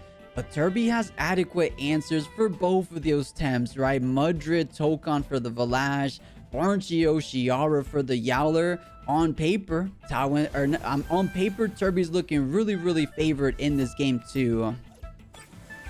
Yeah, and the Volpe comes out, so Vlash, if it's secretly running Crystal Bite, now would be a great time for us to find out, but it might maybe not be the case. And the Fire Tornado, oh, it's going to go into the Yowler. So that's an OX, so the Tolkien's not going to be able to help in this next turn. So Vlash does have the option to pressure the 𝗃𝗏𝗃 here, but man, it's not looking good for the Yowler taking the mental damage here. Yeah, and you know, Vlash would go first with that big Crystal Spike. I just don't think it's enough to take this 𝗃𝗏𝗃 out, unless did the 𝗃𝗏𝗃 have a Strange Vest? Because maybe a Strange Vest 𝗃𝗏𝗃 being bigger on that defense department might just get one shot from a big Crystal Spike. We saw how much a Crystal Spike did on 𝗵𝗃𝗃. How much does it want to do on the 𝗃𝗃𝗃? Talwinv doesn't want to find out with that beta, or a beta burst into the Yowler. Instead, swaps in this Wolfie. And oh, Vlash going second here. Yeah, the Madness buff I think is pretty smart. This gives 𝗏𝗏 the option to maybe take up a token if it would prefer. But also, it one-shots the Barnshee now, so... I mean, if there's any way that Talwin's going to come back into this game, it's going to be off the back of Scavenger, Madness buff 𝗏𝗏, show off Yowler, getting off big value hits into Turbi's board. It's a tough task, and honestly, it looks like Talwin's going to have a hard time doing it, if at all. They do have this very bulky 𝗏𝗏 on their team. We'll see how it works out here. Yeah, you know, with that 𝗏𝗏 Madness buff might just make all the difference. Let's see how much this Tornado does. So bring it down to 36.2%. The C-Spike should get the confirmed kill. Scavenger does come back. So is a Fiery Soul / Tornado enough? No, it is not. Almost. Does the Dust Vortex KO here? Oh, it's Plague, actually. Does the token live? No, it does not. So like we said, it's a lot of HP onto this 𝗏𝗏.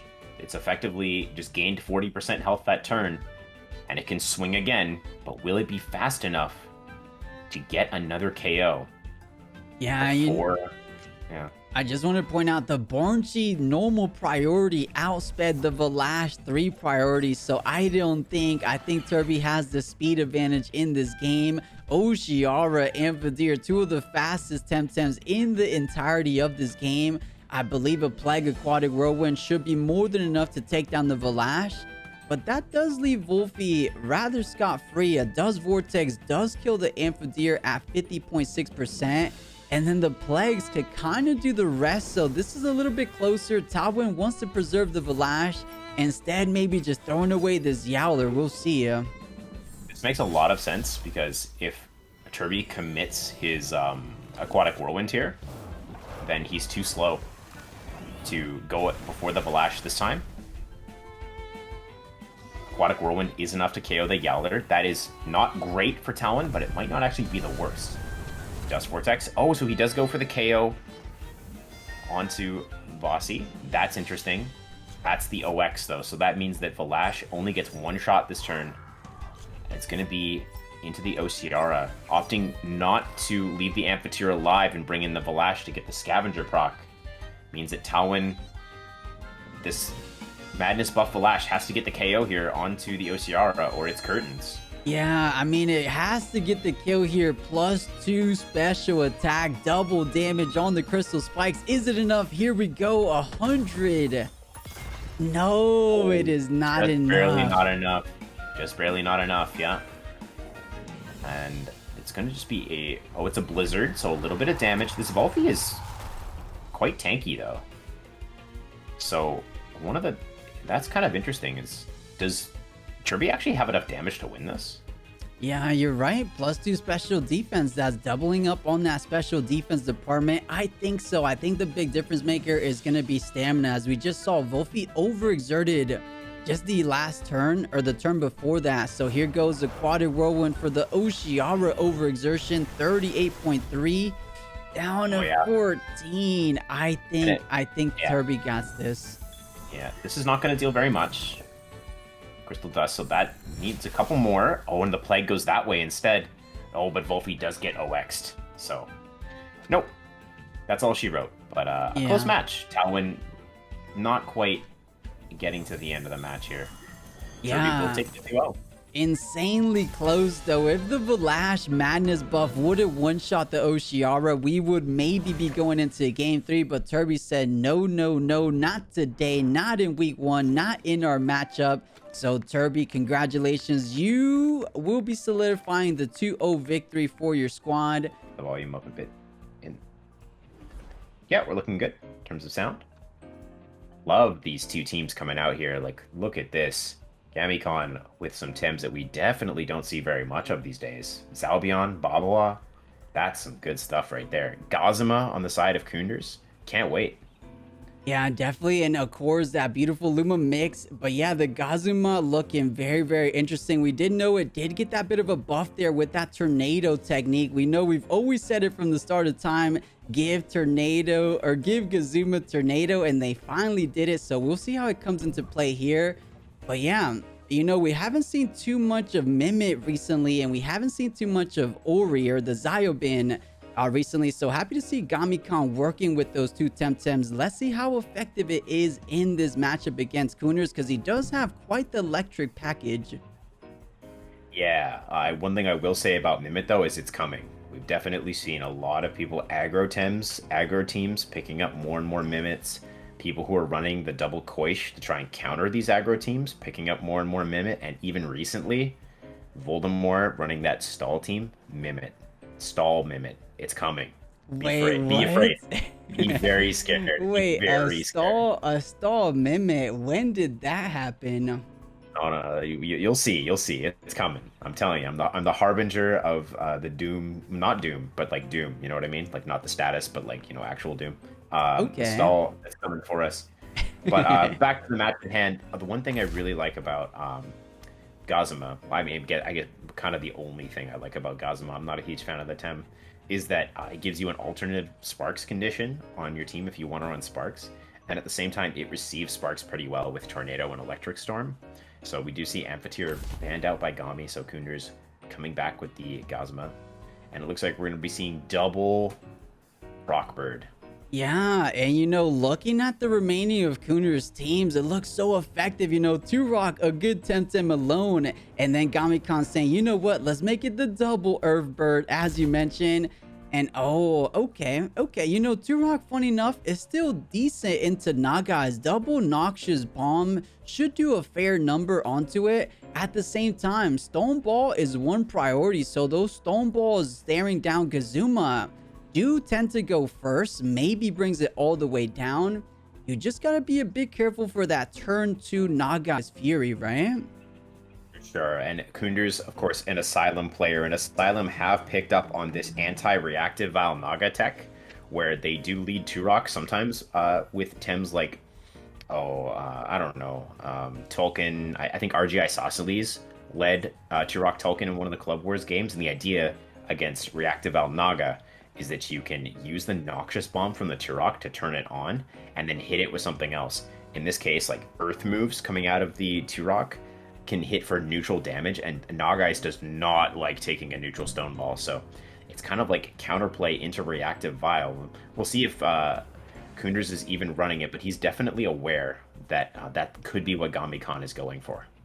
Yeah, definitely. He'll be on the lookout, of course. Gami recognizing the threat of that 𝗧𝗵𝗆 in the back line. Big old Thunder Strikes onto that Ori, onto the Tolkien. Has the Fire Tornado for the Nidosoul, so big appropriate ban there. But without the 𝗧𝗵𝗆, fearing that 𝗧𝗵𝗆's answers, or answers to the 𝗧𝗵𝗆 does get the ban there. But Tolkien move flank getting picked up for Gami. And East, we haven't seen too many move flanks, but I think move flank is still a beast, as he's always been, right?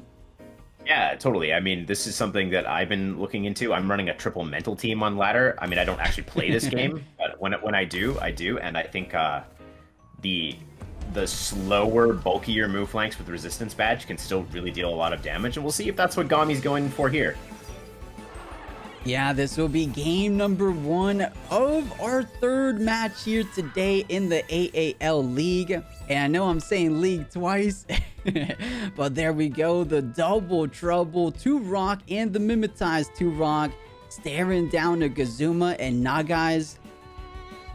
As we mentioned before, double Stone Ball is on the picture, so let's see what he wants to do. He could also try to go double Noxious Bomb, but maybe he does have a reactive Vial. Yeah, it's really interesting. If you look at the side of Koenders here, we can see a distinct preference for floating Tems. He doesn't really like to have any of his Tems with their feet touching the ground, except for the Volarent. So you see this 2Rock also floating. So definitely no preference for being on the ground for Koenders. Here comes the Noxious Bomb. There we go, reading it perfectly. Koenders getting the read there, the upper hand there, and a 𝗧𝗵𝗆 with, as you mentioned, sparksing onto himself. So let's see, whenever we see the scoreboard here, there we go. Okay, so has some big electric spark or electric lightning potential on the Tolkien. But that's about it. I mean, I guess a Tornado, 50% additional damage on the Tornado, looking to chunk everything except these birds. So not too bad. I like the little cheeky sparks there for 𝗧𝗵𝗆. Yeah, this is kind of 𝗬𝗵𝗇's problem, right? Is if this was an amphitheater right now, Gami-Con would be like, oh my god, I've got to get out of the way of this plague. Now it's like a Sparks 𝗬𝗵𝗇, and Gami just kind of goes, what are you going to do? Tornado my birds? You know, right? It's just 𝗬𝗵𝗇 just not as many threatening moves, but, you know, it does have the ability to provide that support. And now that we've got the triple rock bird situation here, who will come out on top? So let's see, I'm thinking 𝗬𝗵𝗇 maybe wants to hit that back line for something like that Volarant to protect himself from the Stone Ball, but instead it will be the 2-rock. It will be swapping back into the Nagas. Wait a second. I'm liking what I'm seeing, and 𝗬𝗵𝗇 stays in. This is interesting. Yeah, Eaststorm deals pretty respectable damage, you know, nothing to write home about, not that bad. Stone Ball, I mean, oh no, not the double, leave the poor guy alone. Oh. Look away, chat. Look away, chat. Very true. Ouchie, ouch, 𝗬𝗵𝗇 heading out of here. But hey, he got his sparks off. I mean, the electric storm did a little bit more than it would have otherwise, so not too bad. Look at the damage on both of the 2 rocks. Maybe the idea here for Koenders is to bring him into that Nagai's Fury range. Can one Nagai's Fury basically do 2/3 damage to both of these birds? I feel like it's decently likely, honestly. Yeah, no, I think that's definitely true. One thing that 𝗬𝗵𝗇 did do is it let Nagai's get its holds up, coming back in from the 2-rock. And now we do see Nagai's Fury is kind of a threat for these Tems, and there aren't a lot of Tems that Gami-Con is like super excited to bring in here, right? The Nagai's, however, only has 2 turns left of Deceit Aura, so I wonder if Gami tries to sit a Tem like 𝗂𝗶𝗏 in front of this board, and maybe that's why Koenders brought in the Volarant, right? Is that the toxic damage does threaten 𝗂𝗏𝗏 if it tries to come in and tank this Nagai's Fury. Yeah, definitely. I mean, he has to be reading it right. Nagai's Fury feels like such an appropriate line of play for Koenders, so I would imagine 𝗂𝗏𝗏 has to most likely be coming in. But what else? I mean, nothing else really wants to eat a Nagai's Fury. 𝗂𝗀 dofinitely doesn't. Moonflank doesn't really want to. And hey, the Mac Track. I love it. I love it. Mac Truck, Moonflank coming through. You don't want to take that 2 down, because then you don't have any pressure, because something like 𝗬𝗺𝗺𝗏𝗺 is just going to be one-shotting you the following turn. So man, does he just have to leave one of these birds out here? Yeah, it's definitely going to be a bit of a dance here, as Gami-Con has a couple different options. One of them is to get the 𝗵𝗵𝗇 out of the play, right? So there are actually a lot of Koenders Tems, like the Volarant on Koenders' side. It actually doesn't mind like fighting a Naga at all, so there's the 𝗵𝗵𝗇 option there. He can also duplicate his own 𝗂𝗏𝗏 to try and create another Tem that does pretty well into Nagai's. And then there's only 2 turns left of Deceit Aura as well, so you could also opt to maybe just wait it out, and then all of a sudden you've got Noxious Bomb up on 2-rock, you've got Water Cutting Lily coming through from 𝗂𝗏𝗏. Again, anything that you 𝗵𝗵𝗇 as well, and once you can also turn on the Reactive Vial on the Nagai's, and then if Deceit Aura is down, the Mack Truck actually hits it pretty hard. You know, a neutralized Naga does not want to be taking a Goring, especially before it gets to act. Yeah, definitely. And as you mentioned before, this is the final turn of Deceit Aura, right? Because there was 1 turn on the entry, and it swapped out, swapped in, so that's virtually 2 turns. So this is turn 3, so maybe just 1 more turn, right? 1 more turn of Deceit Aura, I believe. For this one. So Naga swapped out turn 1, that was 1 turn. When Naga swapped back in, that's another turn. So this is turn number 3 of Deceit Aura being active. It's turn 3 of the match. There is one bug with Deceit Aura where if Nagai's is swapped out, Deceit Aura counts for a turn. If a Tem is then KO'd that turn and Naga comes back in the same turn, it will count Deceit Aura twice. So sometimes you get 3 instead of 4, which sucks. Here's the Naga Fury. Oh man, wait, I'm a little bit confused on that 𝗂𝗀 decision. I knew maybe one of the birds had to stay in, but to bring in 𝗂𝗀, you know, what if he was trying to make the read of a 𝗵𝗏𝗺 / 𝗬𝗺 instead of the Nagai's Fury, right? I don't know. Plus, I can't get in the heads of players. I don't understand why the 𝗂𝗀 came in. I could not begin to tell you why that happened. And now we've got double Moonflank. But Deceit Aura is still, unless I'm mistaken, Deceit Aura is still up. Yeah, I believe it is. one of these Mouflanks is about to get Mack trucked itself if it decides to stay in. So what we've got ourselves is a good old-fashioned 50-50. What we're going to see, place your bets. Which hat is the 𝗶𝗶𝗺 going to be under? Yeah, absolutely. And you know, you can just cover both your bases. Beta Burst into Noxious Bomb is just fair damage onto everything. But forget the 𝗶𝗶𝗺 Side Surge onto the Mimit. So no shenanigans later on. 0 down it goes. So Mouflank number 2 is gone. And a little Toxic Plume to add that little 12.5% additional damage there. Plus, do you remember the, 2 days that we thought 𝗬𝗺𝗺 Nagash was bad? Yeah, I remember when Cipanku came out. Those were a good 2 days, you know? But yeah, here we are. Koenders making great use of 𝗬𝗺𝗺. I mean, they took 3 Tems for the price of 1. You can't do much better than that, right? Yeah, not at all. I mean, checking all the boxes here. Nagas with the Beta Burst. The only thing is the 𝗬𝗺𝗺 no longer with us, so WCL plus a Goring just might be enough to bring this Nagas all the way down. But with Voldaren still kicking, Noxious Bomb, you know, not the same 𝗶𝗺𝗺 of the old, so it won't go down to a single Noxious Bomb most likely, but easily over 50%. But you know, if there's one saving grace, as we mentioned for Gami, is that the 𝗬𝗺𝗺 is no longer here. So that 3 priority WCL, there's not really that great of a swap out. 2Rock doesn't want to eat that. I guess Tolkon potentially the better swap out, but he still has to eat a whole lot of damage from this Mouflank.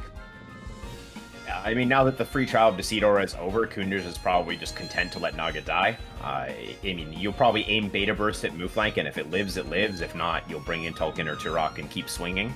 And then, like you said, Voldaren just has the option to Noxious Bomb twice into the 𝗶𝗺𝗺, and it's really hard to see how Gamicon's going to be able to deal enough damage to Voldaren and the right slot. Ooh. Yeah, going for Cage here. Nice. Koenders does try to swap. Interesting. Yeah, he tried to swap out, but didn't read the cage and almost taking it down in a single blow. But Noxious Bomb, how much is it going to do on this poor little 𝗶𝗺𝗺? There we go. And you know, not too bad. Not too bad. Usually before the Mucus days, before that little buff, a Noxious Bomb would have almost just been enough to take it out with a single swing. So able to get off a final WCL if it wants. But I think Koenders with so many Temtems still in that back line, 2Rock and Tolkon, I think he's going to be taking this one home unless we're missing something here. You know, I'm not entirely sure why Koenders tried to go for the swap there, but I mean, that's why they're one of the best players and I'm not. But good read from Gami. It makes this match a little bit closer as Voldaren's OX'd. It has to stay in and take 2 hits from Mack Truck. And Watercutting Lily will take out the it is going to take out the Nagais here, so definitely a little bit closer. It is kind of tricky to imagine Gami bringing this back, but that turn, the cage turn, makes it so it's not impossible for Gami, but we'll have to see. Yeah, we will see. I mean, maybe if 𝗶𝗺𝗺 has Aquatic Whirlwind. I know he's a physical attacker, but just for the 3 prio, but forget the 3 prio. We have a 3 prio on this side. The Fiery Soul taking down the 𝗶𝗺𝗺 in a single swipe. It looks like it was a Pyromaniac plus the Fire Chip is just so much extra damage on those fire techniques. And Mastion thought it was the cool Pyromaniac user, but no, it's actually just Sulkin. Fire Plague, see ya. Yeah, so what is that? I believe Pyromaniac 15% and then Fire Chip 10%. So virtually 25% additional damage on those fire techniques. So yeah, Tolkon looking like a beast to say the least. Fiery Soul one more time. And then this 2Rock most likely with a simple Feather Gatling, or make that a Stone Ball just for the style points. Get a little synergy in that Stone Ball, some fireworks, and game 1 to Koenders. Yeah. Watch out for the Nagais. G, just like in true old fashion, if you don't bop the Nagas, he tends to run away with the game. Gami side, just to show some love to both of these tamers, so make sure you guys situate your brains there, not to try to get these confused. But 𝗵𝗄𝗎𝗺, same ban as the past, I believe, will be what Gami decides. And okay, Koenders. Actually, no. It was Koenders with the 2-rock. I believe Gami didn't have a 2-rock in that past game. Gami went double 2-rock. Oh yeah. That's what it was. Okay, to kill the 𝗧𝗵𝗶. You're absolutely right. You see how this flips now, right? Because Koenders is on orange instead of blue. They can't guarantee that like second, that like double Naga or even like the first Naga and be able to counterpick the second option. So because the Naga becomes less consistent on orange than blue, they have to ban out, I assume anyways, they're going to be banning out 2-rock here to try and make it a little bit easier for them to land the Naga or to try a different strategy coming out of the gate here. So we see 𝗬𝗵𝗻 being led off by Gami-Con. Definitely, and talking about a different strategy, the 𝗬𝗵𝗻 is completely different. However, the 𝗧𝗵𝗺 almost eat these for breakfast. A big old Thunder Strike. If that's a half full 𝗧𝗵𝗺, that just might go down with a single hit. Of course, he could go. No, you still take double damage whatever you do. Even if you go for a heat up, waste waters, you're still not resistant to that big old Thunder Strike. So 𝗬𝗵𝗻 not feeling safe whatsoever. And with that 2-rock getting taken out, you can't rely on that stone ball or turn 1 earth techniques to really put a hurting on that 𝗧𝗵𝗺. I almost want to say the 𝗧𝗵𝗺 might just be going unchecked, right? Yeah, there's one move that 𝗬𝗵𝗻 can use that will make it not take extra from Thunder Strike, and that's Electro Punch, which it would need the other 𝗬𝗵𝗻. It would need Mimic in order to go fast enough. But we do see that it looks like Gami's going to go for a 𝗵𝗶𝗴 instead. Like you said, it is kind of interesting. 𝗵𝗶𝗴 has some water type techniques. Mouflon can hit it hard neutrally. 𝗬𝗵𝗻 can hit it with Crystal Bite. But 𝗬𝗵𝗻, again, like you said, pressured to swap out turn 1. And yeah, this is looking like a really good. I like the 𝗧𝗵𝗺 that you throw in there, like the little touch there. That's nice. I like that. I'm gonna steal that. I think that's just how the name is, but all right, here we go. Mimic does get picked up trying to go with some Mimic shenanigans. You know, 𝗬𝗵𝗻 is feeling pressured, but that Ninja Seal didn't get banned. I feel like that might just be the best swap in for Gami-Con to swap it in. And maybe the 𝗵𝗺 just gets some good damage onto Mix, just a good WCL to try to make it closer. You know, you don't want to bring it into Puppet Master range, but I don't think a single WCL will do so. So this is looking like a interesting game nonetheless. I mean, we have a Luma mix, right? Yeah, for so sure. Let's see how it plays out. It might have 2 Luma mixes as well, right? Because if the Mimic does swap in for the 𝗬𝗵𝗻, that's what it's going to copy. It's going to be the mixed temp slot on Koenders' side. However, 𝗬𝗵𝗻 is slower than mixed, most likely. So if Koenders also makes a swap out of the mix, then Gami-Con's actually going to lose control over what Tem Mimic will copy. This is a common criticism of Mimic, is that you're swapping it in for slower Tems in a position where it can copy your opponent. It can be a little bit easier for your opponent to control it, but you know, looking at the Tems in the back here, it does look like a really nice game for the 𝗧𝗵𝗺. It also looks like a pretty nice game for 𝗵𝗺, if I'm being totally honest. There's no toxic Tems. Gazma gets chunked by Water Cutting Lily. Nagais gets chunked by Water Cutting Lily. And there is water moves to deal with 𝗧𝗵𝗺 and Tulkun. So both players have pretty strong win conditions on both teams. Yeah, definitely. You know, bringing up the Mimic plays, as you mentioned, what if Gami-Con wants to swap in for the Mimic, copy the mix? That way, oh, and you are, so Mimic does come in, trying to prepare for a big old Thunder Strike. You have to be a bit careful with the opposing Crystal Spike. Where are you connecting? It was like right there in the middle. It looks to be going after 𝗵𝗺 there. Yeah, it's a visual bug when Mimic duplicates a Tem, is that the Crystal Spike's positioning gets a little bit weird. Look at that. It looked like a side Thunder Strike, didn't it? But no, it actually lands into the Mimic. But the Water Cutting Lily actually puts Nebula right in the range of Puppet Master. But here's a fun question. A lot of mixed players have been running Crystal Dirt or Quartz Dirt as a spread option, even if they have like Earth Tems like 2-rock to turn on its trapping capabilities. Did Gami-Con just duplicate a Mimic with Quartz Dirt or not? That is a good question. And actually, wait a minute, I'm confusing it. Puppet Master's 30%, right? Or is it 40%? Wait. Sure, 40%. Oh, so it isn't Puppet Master range. I was thinking it was not. For some reason, I know there's something 30% here, but forgive me, guys. 35% is in Puppet Master range, which is why you brought up the fair point of that Quark's Dirt. Does Gami's Mimic have that? I mean, that is something we have to pay attention to, because if it wasn't in Puppet Master range, of course, a single Crystal Spike would have been enough to take it all the way down. But of course, a little Tolkon could have most likely came in there instead. But let's see, it looks like... Oh no, they didn't pick their moves just yet. Yeah, as chat's piping up here, it's Trance, actually, is the 30%. Is the thing that 30% makes Trance go off. 40% is Puppet Master. 25%, the new one to keep track of, is 25% for First Aid Kit. And that Mimic is Gonzo. Look at that, Crystal Spikes coming out. Aqua Stone. That's pretty good damage into 𝗧𝗵𝗵𝗶𝗴.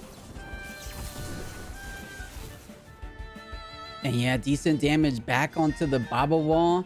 One more water technique should be enough to take down the 𝗧𝗵𝗵𝗶𝗴. However, I believe just another Crystal Spikes, as we saw from the top of that mix there, will be enough to take down Baba Wall. So man, Gami-Khan running a bit low on answers here. Maybe the move flank is about the only thing you could bring in here that doesn't take some big Thunderstrike damage.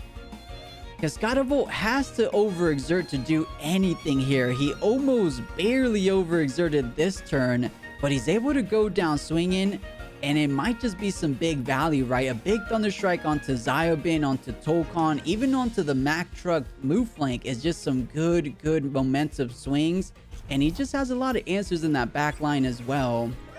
It's just a tricky situation because Gami-Khan has hit this mix into Puppet Master without any spread moves on their team, right? Like Mooflank doesn't have a spread move, Tolkien doesn't have a spread move, 𝗬𝗏 doesn't have a spread move, Baba Wall is dead but also doesn't have a spread move. So yeah, it was in retrospect, it was a very risky Crystal Bite coming out, or sorry, a very risky Water Cutting Lily coming out onto them. Oh, and not able to hold off, but does get the 𝗧𝗵𝗵𝗶𝗴 going down. Not only to the Toxic Ticks, but just going to overexert his heart away. But man, things are going from bad to worse. This is the final two Temtems for Gami's side. Tolkon and Mooflank trying to do God's work. Man, Koenders came here to play, knowing exactly what he wanted to get done and executing it to perfection. Look at this, Naga is pretty much going to run away with the game from here. Yeah, they're going to run away backwards because that's what speed happens when Nagas comes in, and it's going to be the reverse Psy Surge. That's a lot of damage for Mack Truck, getting its tires slashed before it can even get going by these darn mentals, taking it down. Yeah. Justice for Mooflink. Yeah, taking it down way too low. Wind Burst barely scratching it, you know, about 30%, 29 to be exact. But Naga's Fury plus some more energy manipulation shenanigans. Congratulations, Koenders does get the victory here for our third match of this AAL series. So, all right. So one of the trademarks of Pokecrafter's team when they qualified for the AAL, they actually. Their game that they won to qualify was against Ali, and one of the things that they did really well was they had these really bulky, otherwise aggro Tems. So a Tem like 𝗏𝗏𝗏𝗏, for example, we don't see that many 𝗏𝗏𝗏𝗏s this often. And when Pokecrafter ran it, it was very bulky. So interesting to see if that'll still be the case. Yeah, of course, we haven't seen an OB2 in quite some time as well. And man, that's just a heavy fire core there. Tolkon, 𝗏𝗏𝗏, and that Synergy Master Fire Water Coils. Not too bad. 25% extra on things like Hellfire, which is only the 𝗏𝗏𝗏 using here, but can also get 25% extra damage on those Lava Waves, right? Lava Wave synergizes with that Oceara if he wants to try to do that. But okay, I just noticed that beautiful Luma Tolkon does get the ban there against Neko. Yeah, you can see the meta again having these impacts on everyone's team. Again, Pokecrafter might be running a slower team with Tems like Obi-10 and Nidrasil, but look, Oceara, 𝗵𝗏𝗏𝗏, Tolkien. On the other side, Nekoblakii running a more aggressive team, Oceara, 𝗵𝗏𝗏𝗏𝗏, Tolkien. We're going to be seeing a lot of it over the next few months. These three together are the Triforce. They are like really hard to handle. Yeah, absolutely. I like the way you said it. Triforce, or we might just go back to the good, fantastic 4 days. We got to throw in another Temtem in there. Maybe 𝗏𝗏/𝗏𝗏 might be that mainstay there because, you know, 𝗏𝗏, as we saw previously on Turbi's side, did so much work. So maybe you could do about the same for Nekoblakii here. But okay, Fire Core with the 𝗏𝗏, putting some pressure onto both of these Tems. But so can Neko, right? Voldering with the Big O's Noxious Bomb onto either of these Temtems is going to be over 50% on each. If you want to go Noxious Bomb, Aquatic Whirlwind into the fish, it should be enough to take it down. But that just leaves you a little bit too susceptible to a big old Thunder Strike on that 𝗏𝗏𝗃, no? Against most Fire Koishes, yes. I would have no problem agreeing with you, Plus, that Noxious Bomb Aquatic Whirlwind will get the job done. But Pokecrafter's Koish, it has eaten all of the snacks in the waiting room for the Airborne Archipelago League. So it is so bulky that I bet it is so bulky that it's going to be tough for even that combo to take it down. And if that's the case, then this opener looks a lot better for Pokecrafter than it does at first glance. And you can see Nekoblakii's picking up these Tems in the back here, 𝗏𝗏 and 𝗏𝗏. And one of the things they have in common is that they resist electric moves. They may decide to pull the shoot here and try to go for a more defensive response to this opener instead of an offensive one. But we'll have to see. Yeah, I mean, I like what you said. It might just be a bulkier, but man, to eat an Aquatic Whirlwind Noxious Bomb, I don't know too many that can, but hey, there might just be, or the mind games might come in. Maybe 𝗏𝗏𝗃 wants to save itself for that Jerkash Tokon potentially getting picked up here and doesn't really want to go out for the Thunder Strike. At the same time, maybe Pokecrafter was reading the 𝗏𝗏𝗃 swapping out anyways and goes for a big Thunder Strike Lava Wave onto the Volrin. So a little mind games already nicer early for this very first game.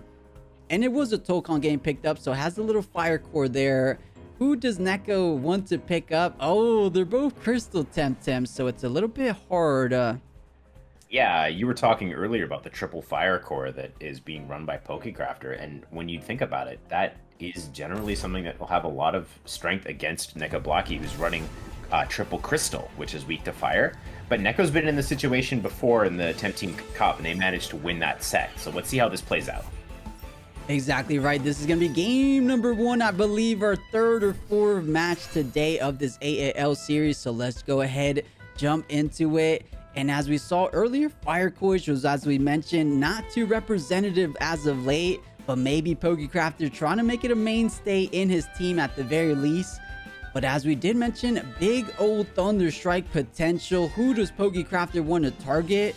Does he just go after the bird? I mean, 𝗏𝗏𝗃 hurts a lot more than the Volrin looking at the back line, so maybe you want to target it there, but that might be a bit too obvious for Nekoblakii. It's really interesting. Normally, the calling card of the Giga Bulky Koish is the Chamomile on it, but we see the Chamomile is actually active on the 𝗏𝗏𝗃, so perhaps Pokecrafter's Koish may be the more fragile, faster version. There's no way to tell until we see these turns play out, but this opener can go so many different ways depending on the TV investment of these 4 Tems. It's a very exciting first turn. Exactly. I mean, I wonder if no Tamers are going to flinch. I mean, maybe they just all stay in. As we mentioned, Aquatic Whirlwind Noxious Bomb trying to go after the Koish, and then you just have to brunt the big old Thunder Strike on that 𝗏𝗏𝗃. Yeah, I mean, I wouldn't be too opposed of everything staying in, but okay, Pokecrafter does want to swap in his 𝗏𝗏𝗃, expecting both of those attacks coming its way. Yeah, I don't know that many 𝗏𝗏𝗃s that swap into a Noxious Bomb, so let's see if they can actually take this this punishment here. Here comes the Aquatic Whirlwinds. It does hit the 𝗏𝗏𝗃. And the follow-up Noxious Bomb. Does Neko split damage? No. Ooh. Down it goes. Yeah, you nailed it right on the head. 𝗏𝗏𝗃, not the most tanky of a Temtem, so a Noxious Bomb just taking it down from the swap in. One of my favorite catchphrases that Quarter has when I cast with him is somebody blinked first. And in this case, Pokecrafter absolutely blinked first, and Nekoblakii getting the punish on that. picking up the KO. Although they did expend Aquatic Whirlwind to do so, that means that there's no way this 𝗬𝗏𝗃 can outspeed a Plague or a Thunderstrike coming back in response from Pokecrafter's 𝗵𝗶𝗃𝗃. So we will see a bit of an interesting exchange there. All right, and it looks like 𝗵𝗶𝗃𝗃 not working with any kind of handcuffs, so 𝗬𝗏𝗃 not trapped in for now. However, we did see 𝗵𝗶𝗃𝗃 from Pokecrafter's side was indeed faster than the Aquatic Whirlwind from 𝗬𝗏𝗃, so 100% 𝗵𝗶𝗃𝗃 is the faster Temtem, or just hands down the fastest Temtem on the current board.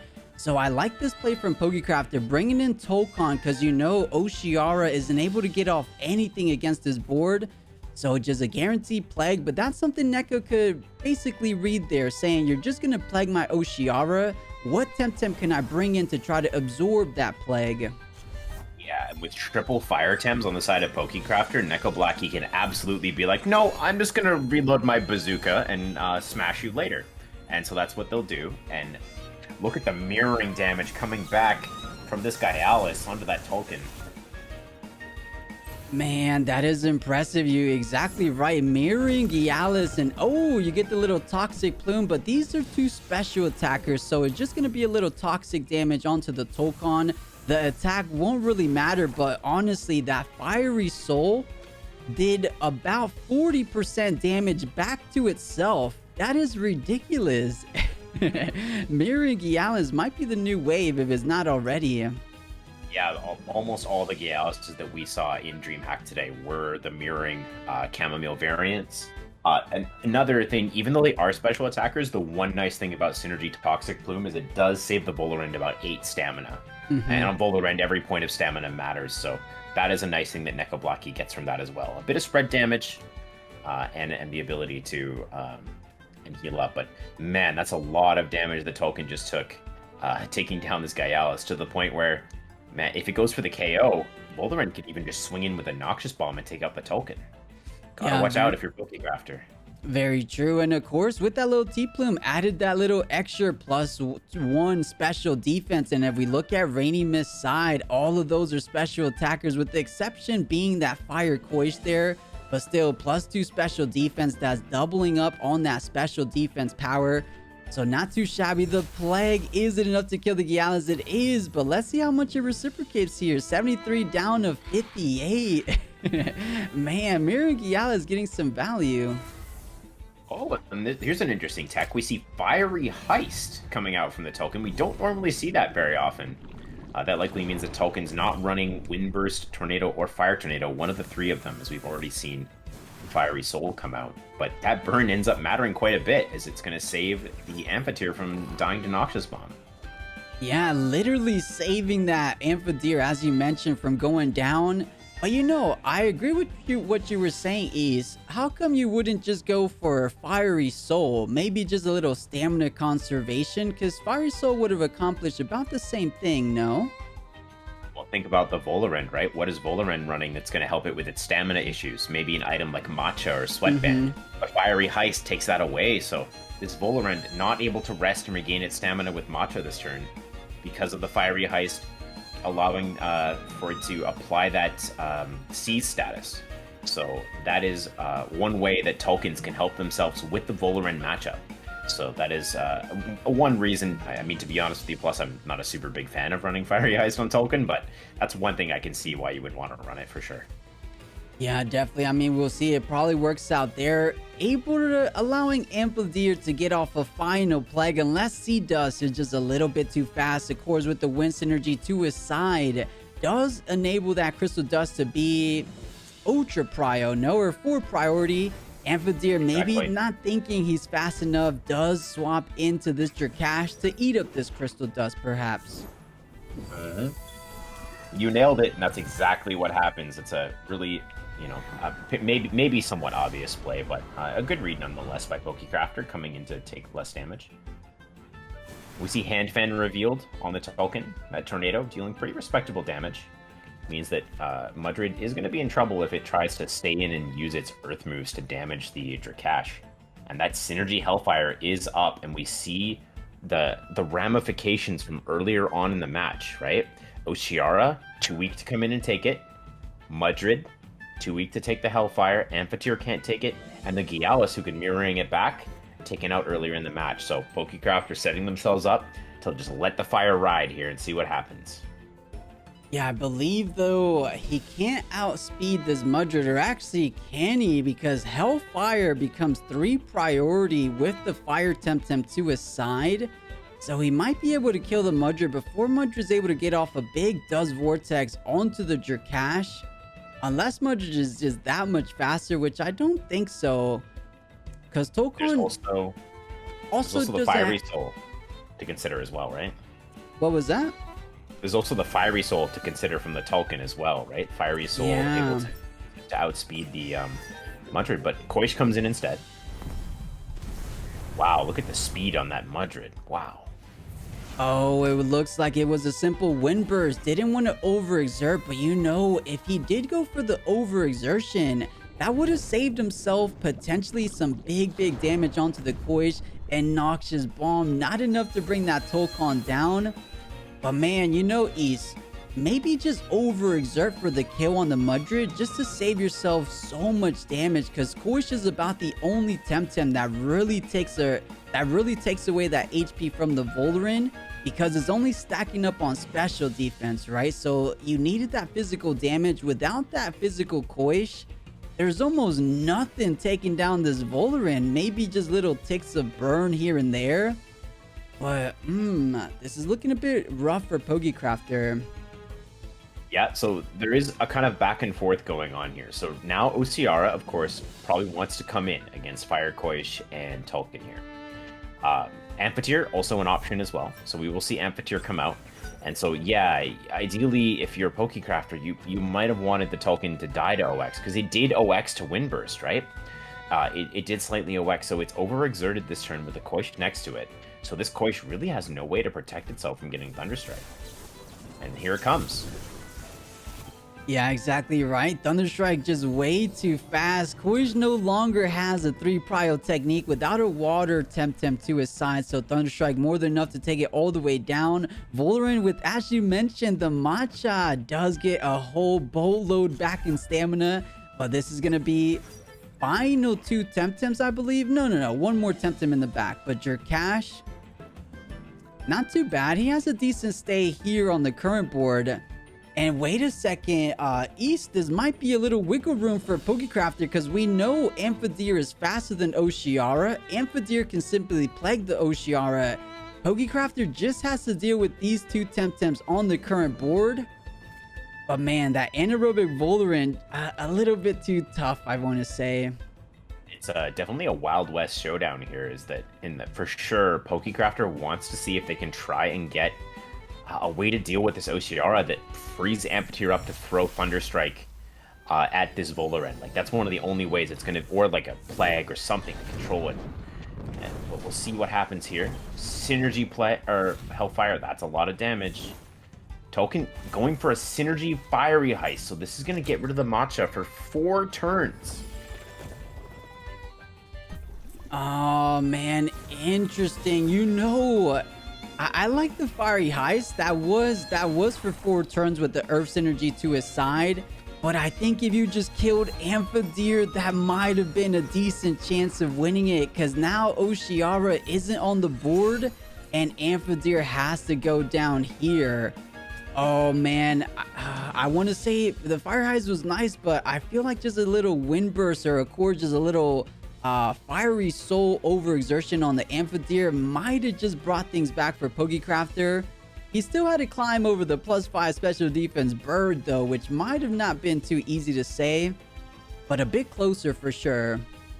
Yeah, it's hard to imagine how Pokecrafter wins like either way, right? Like, no matter what choice they made, their Volirin looks like it's just kind of king here, and it's going to take this Fire Tornado, unless it's going, yeah, it's Fire Tornado onto the 𝗵𝗶𝗸, so 𝗬𝗧𝗏 will clean up, but it was hard to see a path to victory for the 𝗧𝗃 and for Pokecrafter either way.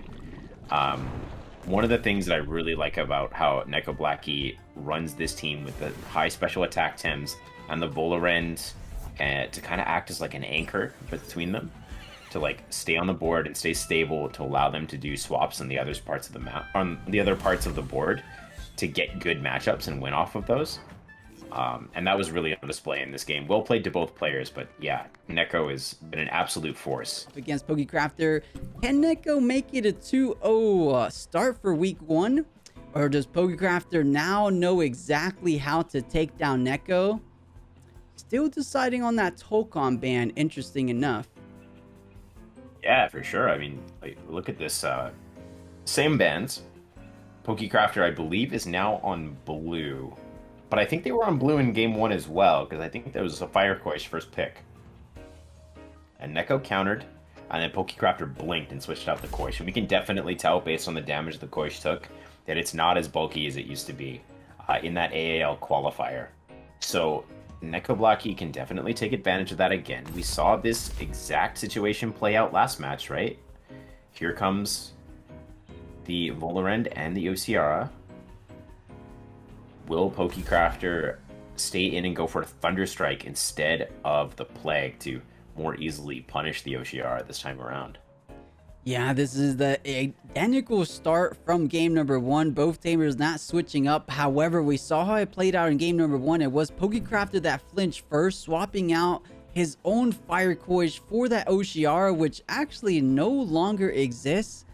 And the one Temtem that can eat both of those attacks beautifully well, it will be 𝗬𝗺𝗀, eating up an Aquatic Whirlwind, eating up a Noxious Bomb.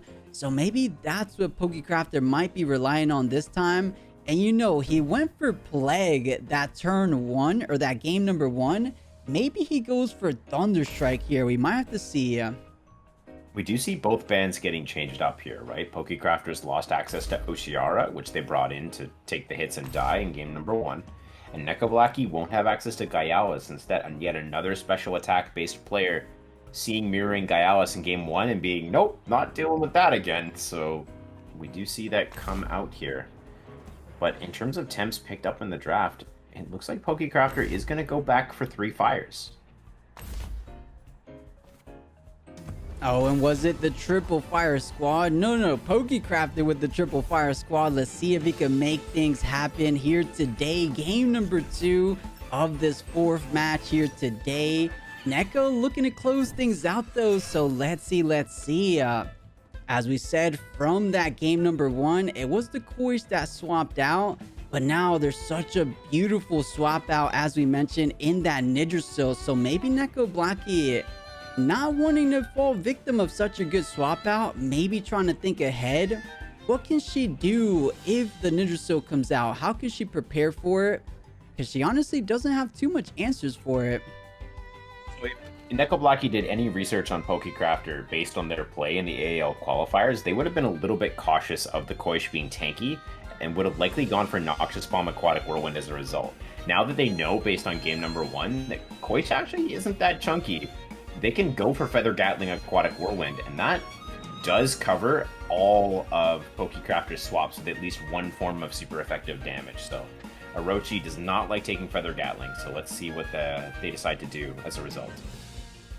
Yeah, let's see. Will Poke flinch in this regard? I don't think it's too bad though. 𝗬𝗺𝗀 not too bad into the remaining of Neko's side. You know, Toxic Ink into 𝗵𝗵𝗍𝗺, doesn't like to eat it. Allergic Spread into Mudrid is not too bad as well. And just a good old Toxic Ink onto 𝗬𝗏𝗏 as well. So 𝗬𝗺𝗀 feeling like a good Temtem. I like what you said though. Feather Gatling into that 𝗧𝗺 spot doesn't feel too bad.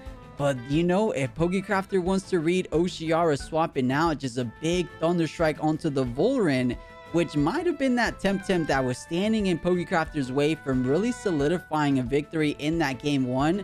So taking it out nice and early before all those +1 special defense start to come into effect might be the key to Pokecrafter's success. Does he want to make that read though? Yeah, it's tricky because that you look, and 𝗏𝗏𝗏 is so good. Like 𝗬𝗺𝗀 is so good here, but when you've got that win condition Tem, it can be important not to show it too early. And so it does look like Pokecrafter just stays in. So the Aquatic Whirlwind will strike into the 𝗧𝗺. Pretty good damage. The Thunder Strike. Pokecrafter went for the Volorend. Smart to open things up for Nid, but 𝗏𝗏𝗏𝗏 takes Thunderstrike a little bit too well, I think, for Pokecrafter's liking. Yeah, that was actually an incredible read for Neko, recognizing the threat onto the bird. But you know, it didn't come for absolutely free there, right? 𝗬𝗶𝗴's still finding himself at that 44% mark, so not too bad. But now Neko has a bit of the speed here with that plague onto the 𝗬𝗽𝗫, kind of making 𝗬𝗽𝗫 just sitting duck. But 𝗬𝗵𝗸, with the plague of his own, might just be enough to take down the 𝗬𝗶𝗴. At 44, I feel like that's too tall of a task to ask for it. So possibly not. I think Neko has a little bit of an edge here. But this 𝗵𝗵𝗸 is still feeling really strong though. If you're able to keep it healthy, you have so much answers. You got Plague for the Mudred, Thunderstrike for the Voldaren. So this isn't looking too bad. Of course, we're only in turn 2 here. Yeah, there's so many. There's actually a few different targets that Pokecrafter needs to tag with Thunderstrike. They need to tag the Voldaren, they need to tag the Ociara. So Nekoblakii has an option, even if they wanted to try and stay in and get 𝗧𝗵𝗺𝗺𝗺's Wrath off. Like, if oh no, but they do leave. Playing it a bit safer, a little less risky. I do like that decision as well. Here comes the 𝗵𝗵𝗺. 𝗬𝗽𝗫 out as well. Yeah, not too bad. Trying to read a plague on both sides, perhaps. So reading the plague onto Ociara, get brought in that 𝗵𝗵𝗺, and yup, it will be the plague on both sides. But this is not too bad for the side of Pokecrafter. A toxic ink staring both of these Temtems, both of Neko's Temtems down. And you know, Neko doesn't really have any answers whatsoever for this Nidoran. So I think Pokecrafter, if there's any way to get an upper hand, it will have to be in this turn right here. And when I say no answers, of course, Voldaren is a really strong answer. But with the 𝗵𝗵𝗺 to his side, does cover that base there. Yeah, and the positioning is really, really good here from Pokecrafter, right? Like, the only weakness in their board state is that 𝗵𝗵𝗺 is probably going to run out of stamina pretty soon, so it won't be able to as vigorously check Voldaren as Pokecrafter might like. So if they really want to Galaxy Brain this, they might even try to go for some sort of rest play here to cover a Voldaren swap, but that won't be the case. Bright Beam comes out. Yeah, it does get dodged. That's worth it. And Nekoblakii, of course, realizing that if they take out the 𝗵𝗵𝗺, then Voldaren is going to be quite powerful. Oh, and it lives, not quite going down to the Toxic Ink. And yeah, it looks like 𝗵𝗵𝗺, Pokecrafter was reading it perhaps swap out into the Voldaren. So I like the tenacity on Pokecrafter's side, trying to read the read, you know, bring in Voldaren to try to read with, to try to deal with the Nidoran. But no, Nekoblakii not having none of it, just sitting her ground and just little by little chipping away at Pokecrafter's remaining Temtems. That DV, I completely forgot it. It's just big neutral damage on that 𝗵𝗵𝗺.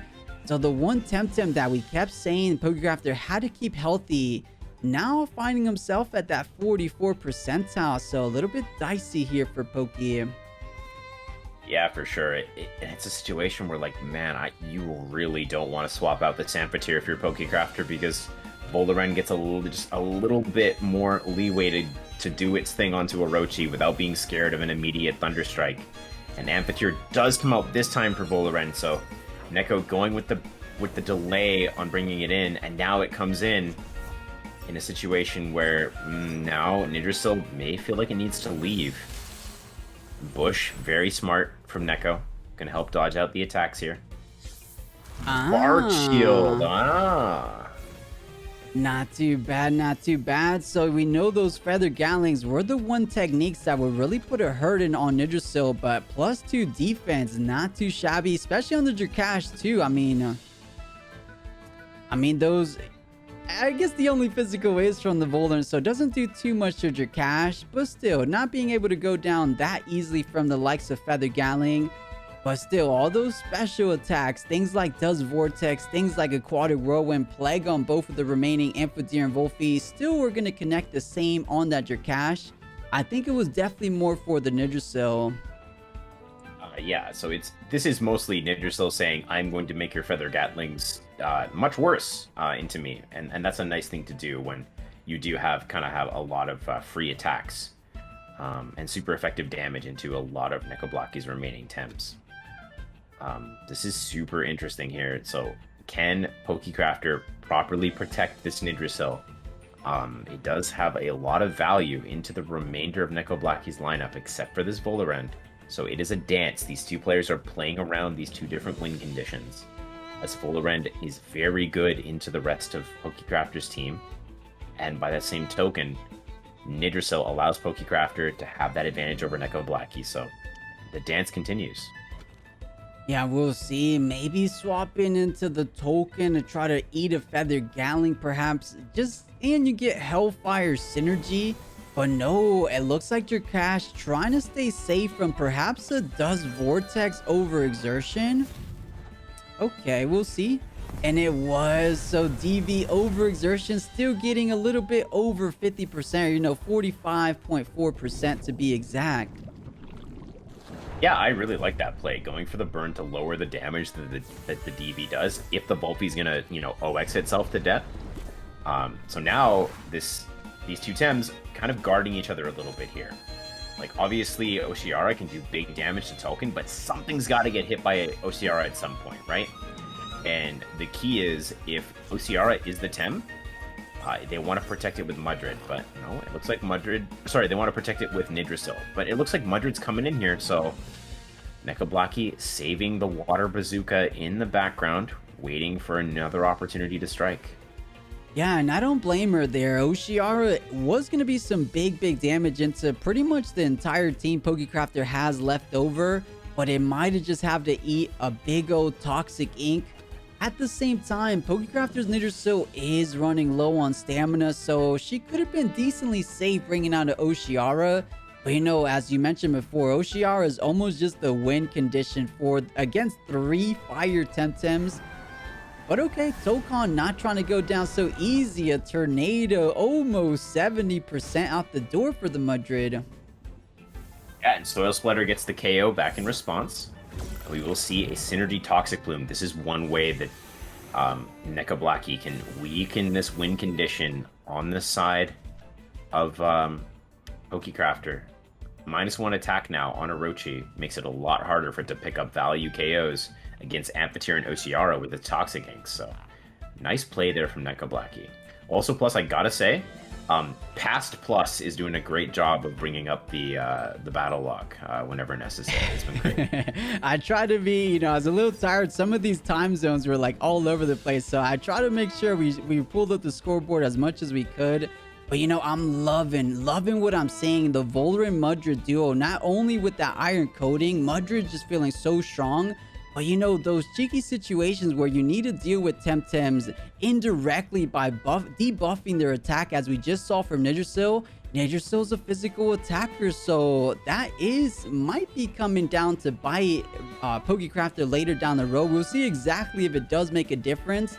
But now Mudred being Mudred as fast as he can be, does Vortex staring down that left-hand spot for Pokecrafter, and there's not really too much Poke can do about it. Just one out for Pokecrafter here, and it is to bring in the Synergy Master Hellfire from the 𝗬𝗪𝗧, right? Like, that'll give that Mudred or the Trakash an extra boost of speed, and maybe that's enough to go before the Earth moves on Mudred's side and bring it down. But if Nekoblakii sees that coming and brings in the 𝗬𝗪𝗧, now you're 2 Fire Tems staring down at 𝗬𝗪𝗧. So does Orochi feel like it needs to stay? Like, does the 𝗧𝗪𝗀 have to stay on this board?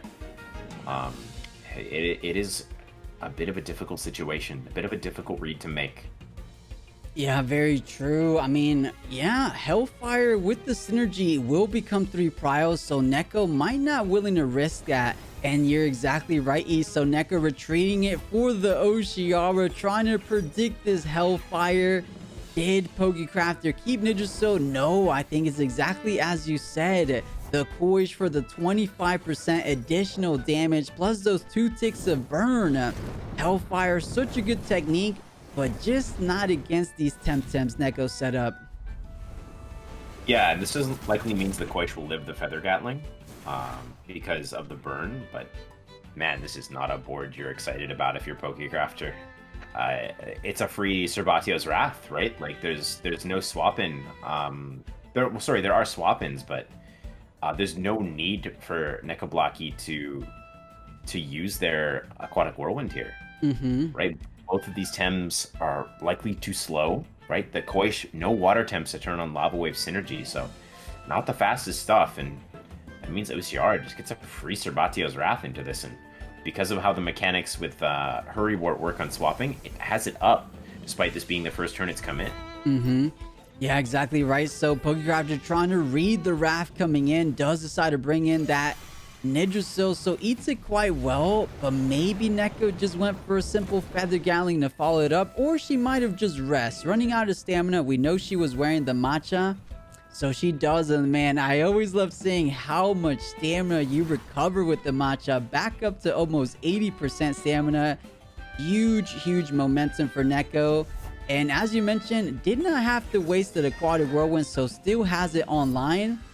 But maybe not trying to stay in on this turn. A Plague might just be able to take it all the way down. So just might have to swap out to your 𝗵𝗺𝗺𝗺 of your own. Yeah, and I mean, this is the board that Pokecrafter really wanted to bring, right? Like, they really wanted to get this board because it's well protected. But now they've lost some of their other options to handle things like 𝗵𝗺𝗺𝗺. So it's all got to come from this -1 attack option here from the Yggdrasil. And not too bad. Decent read, predicting the 𝗬𝗎𝗺𝗺 coming out. But man, oh man, this Volderin, such a pain in Pokecrafter's head here. Just so much value back to back. Not only the clear answer against your Yggdrasil, but just popping things off with those noxious bombs. And every single toxic technique is +1 special defense. So now at +3 special defense, 150%. I mean, at 17%, it's probably still go down to something like a Fire Tornado. It's a very interesting match, because I think if you're the Volorens, you probably want to just Feather Gatling Orochi here. And then the rest of your Tems just kind of bring it home over time with the crystal damage on Mudrid. Maybe a Blizzard from 𝗬𝗎𝗺𝗺, but there's almost no, like, Nekoblakii doesn't really want to bring 𝗬𝗎𝗺𝗺 in here, because if they just catch a stray Toxic Ink, they can actually be brought down. 60% HP is not the most. We'll see what they decide to do here. Volderin does retreat. What does Neko go for? It is Mudrid, so a bit of a safe swap here, and one that makes a lot of sense. Yeah, so does Plague that Yggdrasil in order to apply that exhaustion threat. Fire Tornado, who were you targeting? It will be the 𝗵𝗺𝗺𝗺, so no more Plague coming out.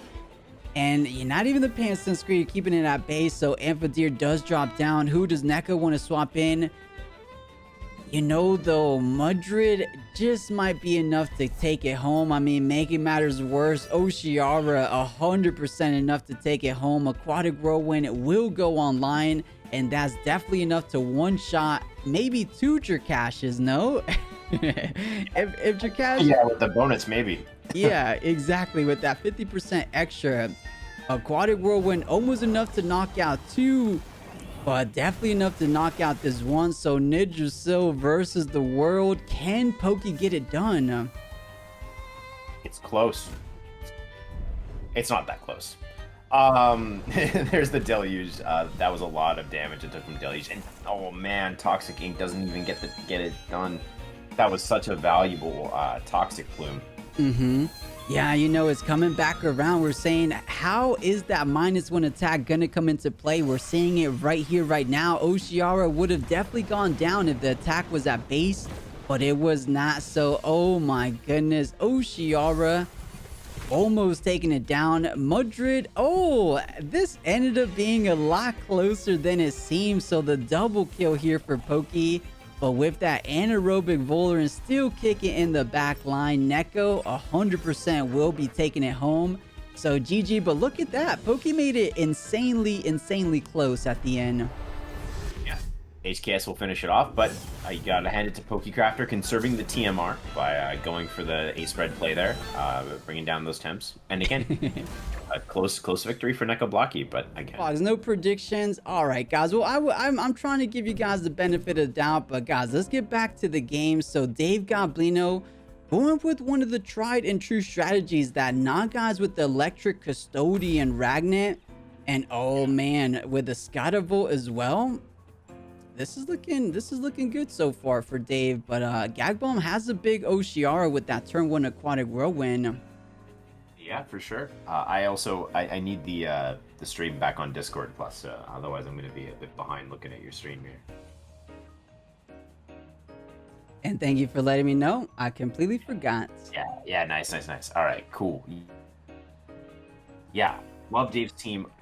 Dave built his team right after the Kinu nerf. It was basically like, I'm going to stuff aggro. They actually brought Kinu with them to DreamHack and placed top 2 with it. I believe they lost to Lila in the finals.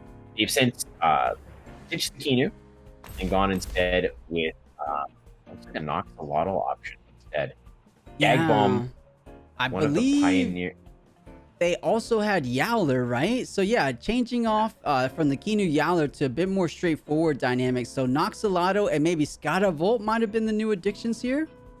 Yeah, the triple toxic core is also a fairly new addition. Gagbom really was early on in Cipanku the pioneer of I make 2 Tems and destroy you with them. They qualified for AAL, I believe, in the 3rd qualifier with, or the 2nd or 3rd qualifier with double Chromion, going for the harmful microwaves for big damage. The meta has since kind of caught up to that a little bit, and double harmful microwaves not nearly as powerful as it used to be, but we see double Tolkien coming out turn 1 from Gagbom here.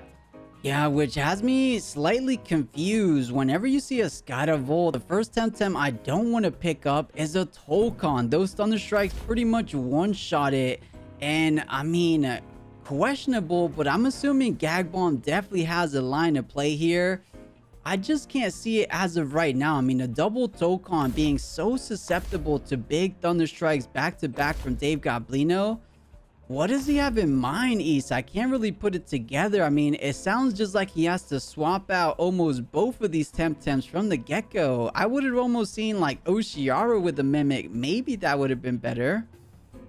Yeah, it's tough to say. Gagbom is running a little bit of a different aggro variant, right? Like, they've got Scunch, they've got Move Flank, they've got... This Valash is likely physical as well. So it's interesting. They've got this physical presence that they can bring in against 𝗧𝗵𝗺 and also against Volorant, who's typically more of a special attacker. I wonder if this draft is really more about Gagbom restricting something that he wanted to ban in the 2nd phase. Obviously, this is not a lead that you're excited about if you're Gagbom, but we do see that both leads are Pyromaniac, no Heater, as they swap out here.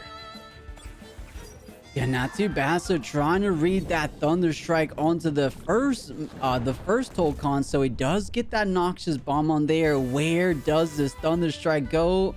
Oh, and it's a Feather Gatling Tolkon. Wait a second. A War Drum Feather Gatling physical Tolkon. Things are not making any sense here for Gagbom.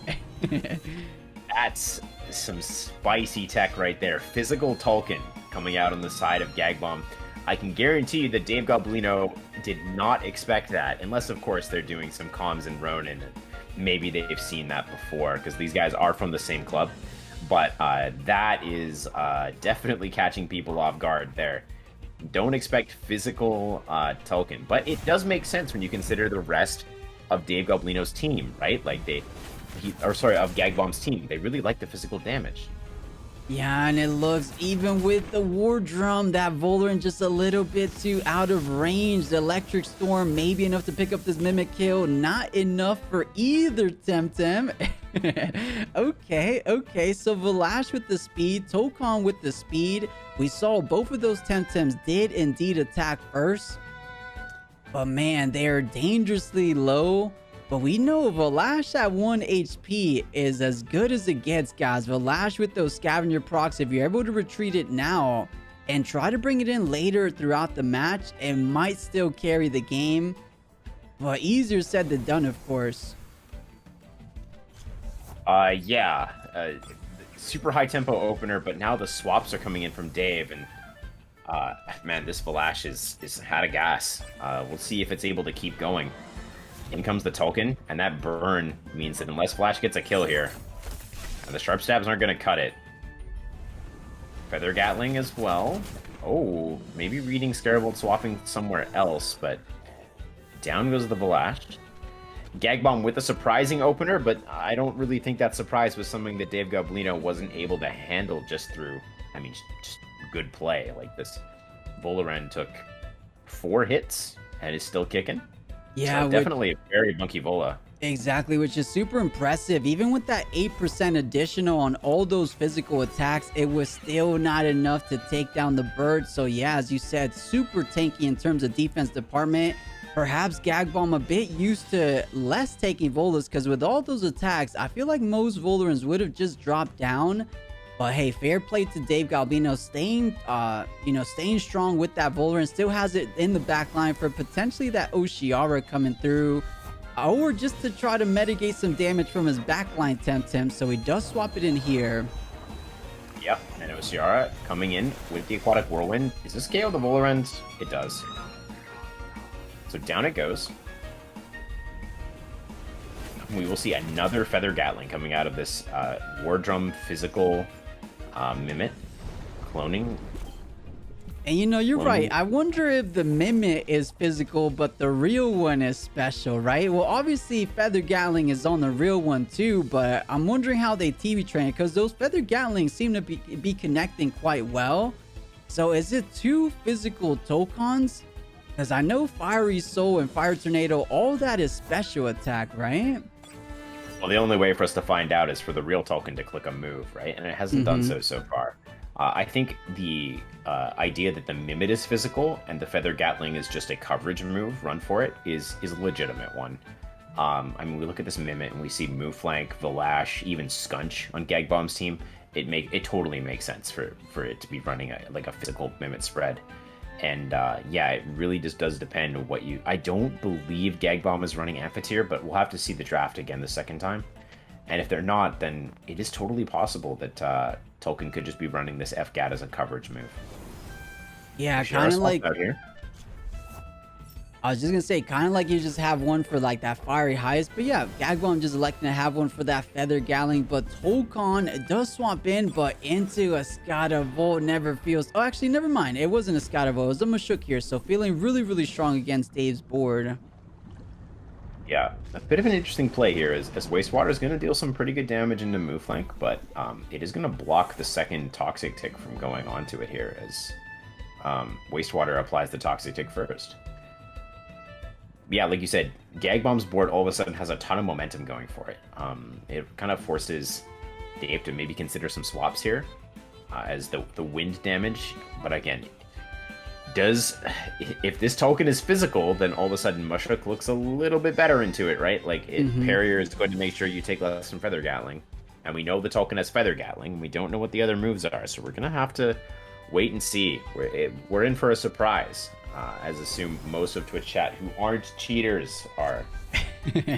Yeah, I mean, I feel like they just follow the pack. If you see a majority of people bidding, maybe you think it goes that way. But all right, Gagbom picking the right spot, so does target down the Mashuk. Mashuk with the big Wastewaters.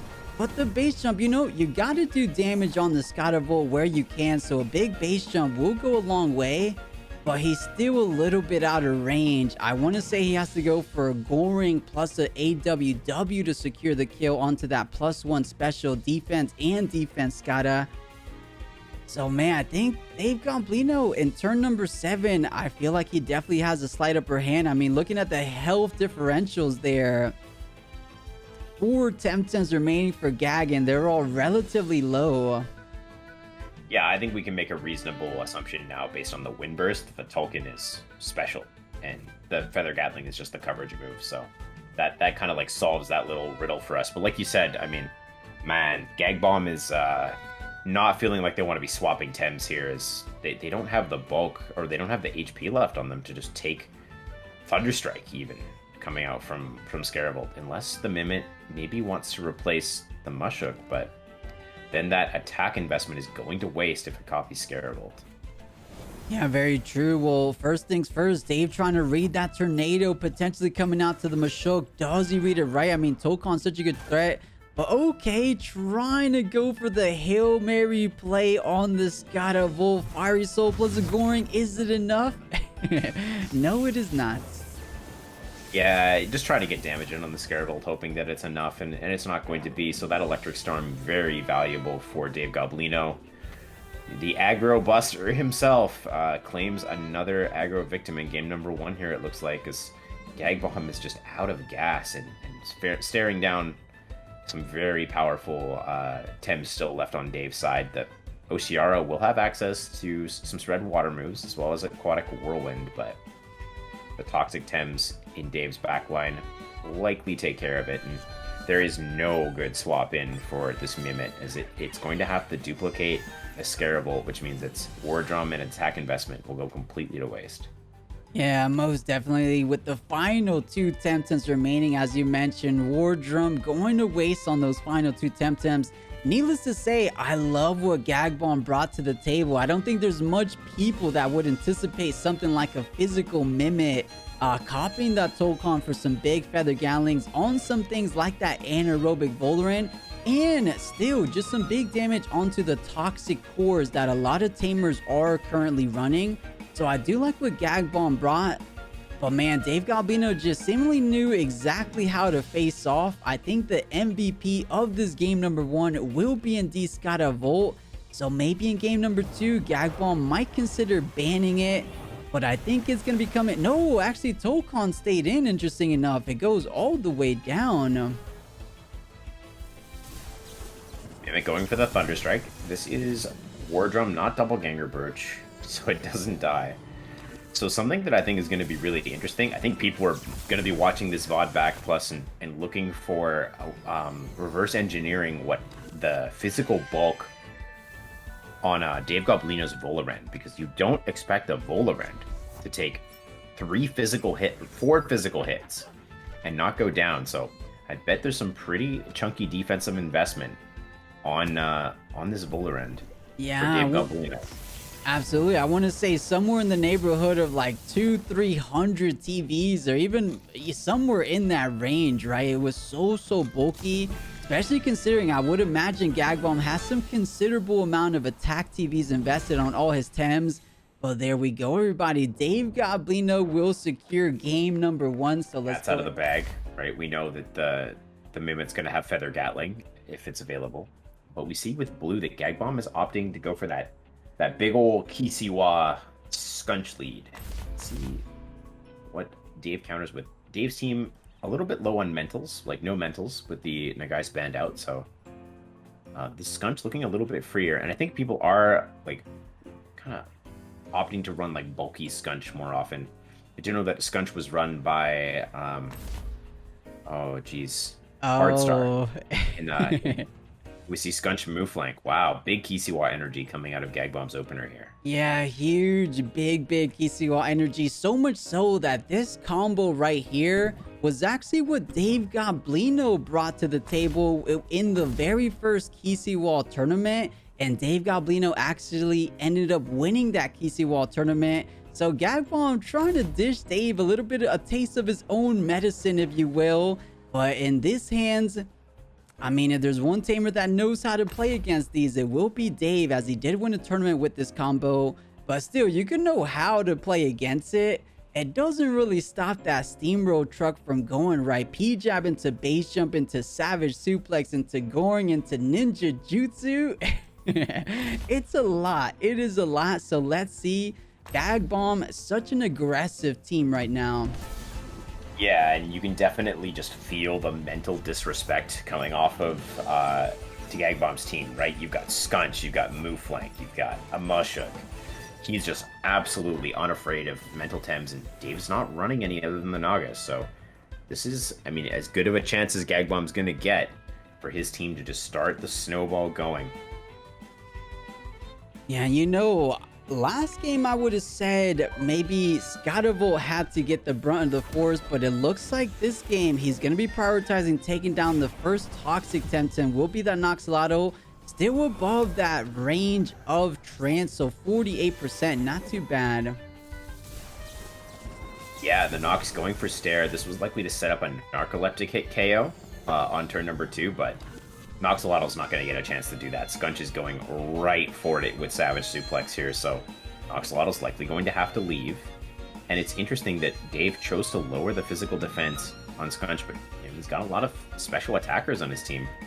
But we do see Thunderstrike absolutely bopping this move flank here. So Gagbom, he's getting punished for this hard aggression here. Mimik's coming in, so we're going to be seeing a double Scunch special. Yeah, what's worse than a single Scunch, of course, it will be that double. So, as you mentioned before, 𝗧𝗵𝗶𝗶𝗴 looking to get dropped down from that Savage Suplex, so it does swap out. And, it will be the heater, so mitigating that 30% damage. Not doing all that much onto the Tokon. And there's also, it seems like it's a pretty bulky token on Dave's side. Even that 30% less, it doesn't take half its health from a Savage Suplex. And look at the relatively high bulk on the Scunches as well, as 𝗬𝗺𝗵 dealing decent damage, but really not at +1. You might expect a bit more in the Scunch. Yeah. No, you're definitely right. I think a little bulk on both of these sides, right? The Tokon with that Wardrum, I know the heater was there, so that's why I didn't do so much, but still doing under 30%. But okay, P-Jab does connect quite well on this Wolfie. Fiery Soul, not enough damage, but enough to mitigate some big damage. I don't think this Wolfie's going to be going all the way down.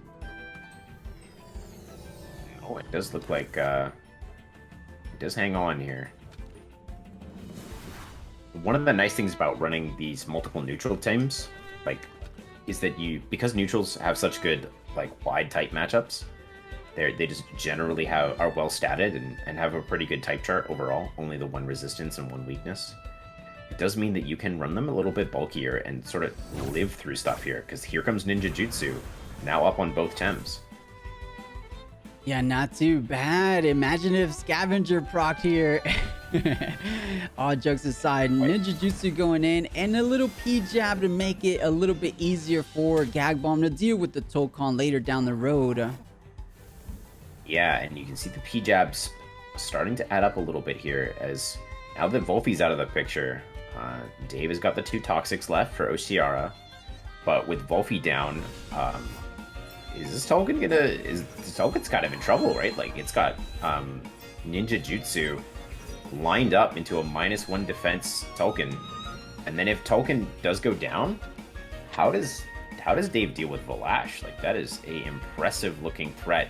The physical Vlash can hit all of Dave's Tems pretty hard here, with 𝗬𝗧𝗏 to kind of secure a supportive role against the 𝗧𝗏𝗺. Yeah, and I believe Fire Tornado might be online, right? Because he went for Thunderstrike on the move flank. He went for Electric Storm on the double Scunch board. So Fire Tornado is online, but Gagbom with the good bait and switch, trying to bait the 𝗬𝗧𝗏. Or no, trying to bait the Tokon to stay in. A P-Jab on the Vulnerant. Wait, did the bait just work here? It's interesting. It took the Fiery Soul. 𝗧𝗏𝗺 didn't come in, though. And now this Scunch is overexerted. 𝗬𝗧𝗏 is going to live. I believe did the Fiery Soul OX the token? It was close. I'm not sure if it did. If it did, then this is the free 𝗬𝗏𝗺s. But 𝗬𝗏𝗺s in front of 2 Toxic Tems. It's not free either. It'll go down to Noxious Bomb. But the Scunch overexerting itself, definitely a problem for Gagbom here. They are going to take out the 𝗬𝗧𝗏 as a response. And honestly, I don't think the Tokon overexerted. Might have been perfect stamina, but maybe so, because he does decide to try to read the Wrath command. So as you mentioned, double Toxic board, Noxious Bomb isn't really going to do too much onto Vlash. So there it goes, just taking about 15% damage. And all that special defense doesn't really matter. I know we said earlier in game number 1, it is quite the bulky Vulnerant, but at -1 defense, I almost think a double up Savage Suplex into a base jump just might be enough to bring the Vulnerant all the way down. And if you look at the back line, there's literally nothing that wants to eat those set of attacks. So Gagbom gaining the edge back to his side. It looks like just a more aggressive start than he did in game 1 might have been the answer here. Yeah, if you look at the scoreboard there, you saw all those -1 defense, right? -1 defense on token, now -2 defense on token, -1 defense on 𝗧𝗏𝗏𝗏, -1 defense on Vulnerant. It's almost as if Gagbom has given his Scunch +1 attack into everything, right? And once you get that going, and And if that roll keeps going with Scavenger, oh boy, you know, what is Gagbom going to be, like, how is Dave going to stop Gagbom's momentum here? Scarable looks like it's a Tem that can do it, but there is that Aquatic Whirlwind still sitting in the back that Gagbom has to unleash if Scarabolt's one of the last 2 Tems standing. Yeah, you know, I like the play Gagbom just did. He could have killed the Voldaren slash the Tolkon, but instead wanted to neglect Noxalotl doing any kind of pressure this turn, so just attacks it. Doesn't get the kill, but does put it asleep, so no attacks coming his way. But in order for Noxalotl to recover even further, does swap out. But that ninja jutsu just a little bit too fast for the Tolkon. Does get it, and back up the Vlash HP goes. Yeah, and that's a solid turn for Gagbom. Just here comes the snowball. Here comes the Badger. It is ravenous, and it is coming for your Tems. Yeah, we'll see. Of course, we mentioned a little bit earlier, Dave Goblino does have Fire Tornado online, so this Vlash might just get one shot from a Fire Tornado. But maybe that's what that 𝗬𝗃𝗃's in the back line for. She goes for the perfect jab, targeting Noxalotl again. Base jump, this is going to be the end of Nox here, I would imagine. Down it goes. What about Fire Tornado? Oh, does Vlash live this? Nope. I don't know why I thought it would, to be honest with you. But here comes 𝗬𝗃𝗃, and Scarabolt's one of the last 2 Tems standing. So here is the kind of the showdown. Oh no, it will be Mouflink. Okay, so they're just going to bully this Voldaren until the cows come home, or maybe even the Scarabolt itself. Hard to say. Yeah, I mean, this is close. It ended up being a little bit closer than I thought. Gagbom does have a slight edge there in terms of Temtem advantage. I kind of like what you said, though. He's the 𝗬𝗃𝗃 there just to apply a lot of pressure onto the 𝗧𝗲𝗺𝗺. But maybe this play right here doesn't let Voldaren get anything off. So savage suplex down to 42. Can Goring do the rest? It is at -1 defense. Voldaren going for Hyperkinetic Strike. Likely trying to take out the Mouflink before it can Goring. It's not going to be enough. So there's Goring. Oh man. Voldaren down for the count. Electric Storm. I like this here from Dave. This means that it likely picks up a double. Ooh, just not enough for a double. That is a chunky scunch on Gagbom's side. Yeah, we saw it from that very second turn, eating that Electric Storm. We saw it had some definitely special defense investment. Let's see how much this Aquatic Whirlwind does. 70%, all the way down to 17. So, oh my goodness. I think this Scunch surviving last turn might have just won it for Mr. Gagbom. Oh, making things interesting. Into a game number 3 we go, it looks like. Unless we're missing something. It's going to be close. This Scarabolt is +1 defense, and Scarabolt's a tanky Tem, so there's no guarantee that Savage Suplex will kill here. Oh! It just does, and down goes the Scarabolt. So yeah, like you said, game number 3. Here we go. There we go, an insanely close. Congratulations to Gagbom, standing his ground. Can he bring it home, though, guys? We are heading into a game number 3 situation. Issiwa Scunch with Ketsa was more of an aggressive variant, but that was the classic causation Scunch, like the PDX causation special, where it just stays on the board. It's super tanky. It's P-jabbing everything, creating tons of options. And Dave's going to lead the, in game number 3 with blue, Dave's going to lead the Scarabolt again. 𝗬𝗃𝗃 coming in right away to threaten it. This is an interesting adaptation from Gagbom. The Scunch banned out. There's the adaptation from Dave saying, I've had enough of your P-jabbery. Get out of my face. Yeah, I want to say 100%. Dave is right. Scunch almost single-handedly brought that victory to his side. The P-jab non-stop. The Mimic with the ninja, with the Savage as well, doing so much damage.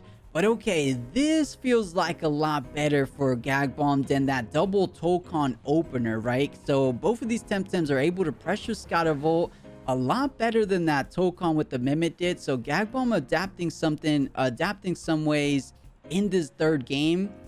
How does Dave want to answer? That Mashuk doesn't look too bad. Wastewaters into 𝗬𝗃𝗃 if you even need it, right? Because Thunderstrike is enough most likely. Yeah, it's close. That's a good consideration. So one of the reasons the Gagbom likely opened double Tulkin in the first game is they wanted to get rid of Tems like Mushuk on Dave's side in the second part of the draft.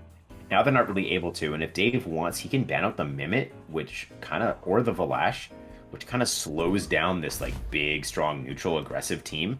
And also banning out the Valash really opens up this Ragnet now on Dave's side, which you haven't seen yet this series.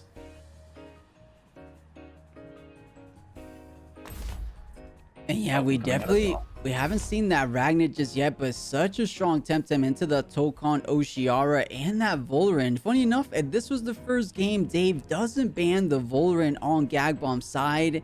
Does Gagbom want to pick it up here, or does he like the potential Mimit shenanigans that he could go down? I mean, Mimit just gives you so much ceiling, right? Like, what can you do with Mimit? You could copy an opposing Mushuk. I mean, a little bit of everything. Does he want to pick it up, or just keeps it straightforward with the Volarant? It looks like it's straightforward there. Yeah, I think one of the reasons Dave was hesitant to let the Gagbom's Volarant through is that the Ragnet is kind of checked by Valash, but now that there's no Valash left, this adjustment from Dave is really interesting. They've decided to let through the Volarant and just bring these two Electric Tems and just sort of decide that that's enough. I can win off of that. And this looks like a very good Ragnet game, particularly for Dave's, which is a very bulky Ragnet. It can take a lot of punishment. And also dish it back out with Electro Punch. So we'll have to see how this game plays out as a result. Yeah, we'll see. I would imagine Dave is considering swapping out this 𝗬𝗺𝗺. Doesn't really want to eat that Aquatic Whirlwind. I actually didn't see if this was a Hurry Warp move flank. Maybe just an unnoticed. So Goring not just yet online.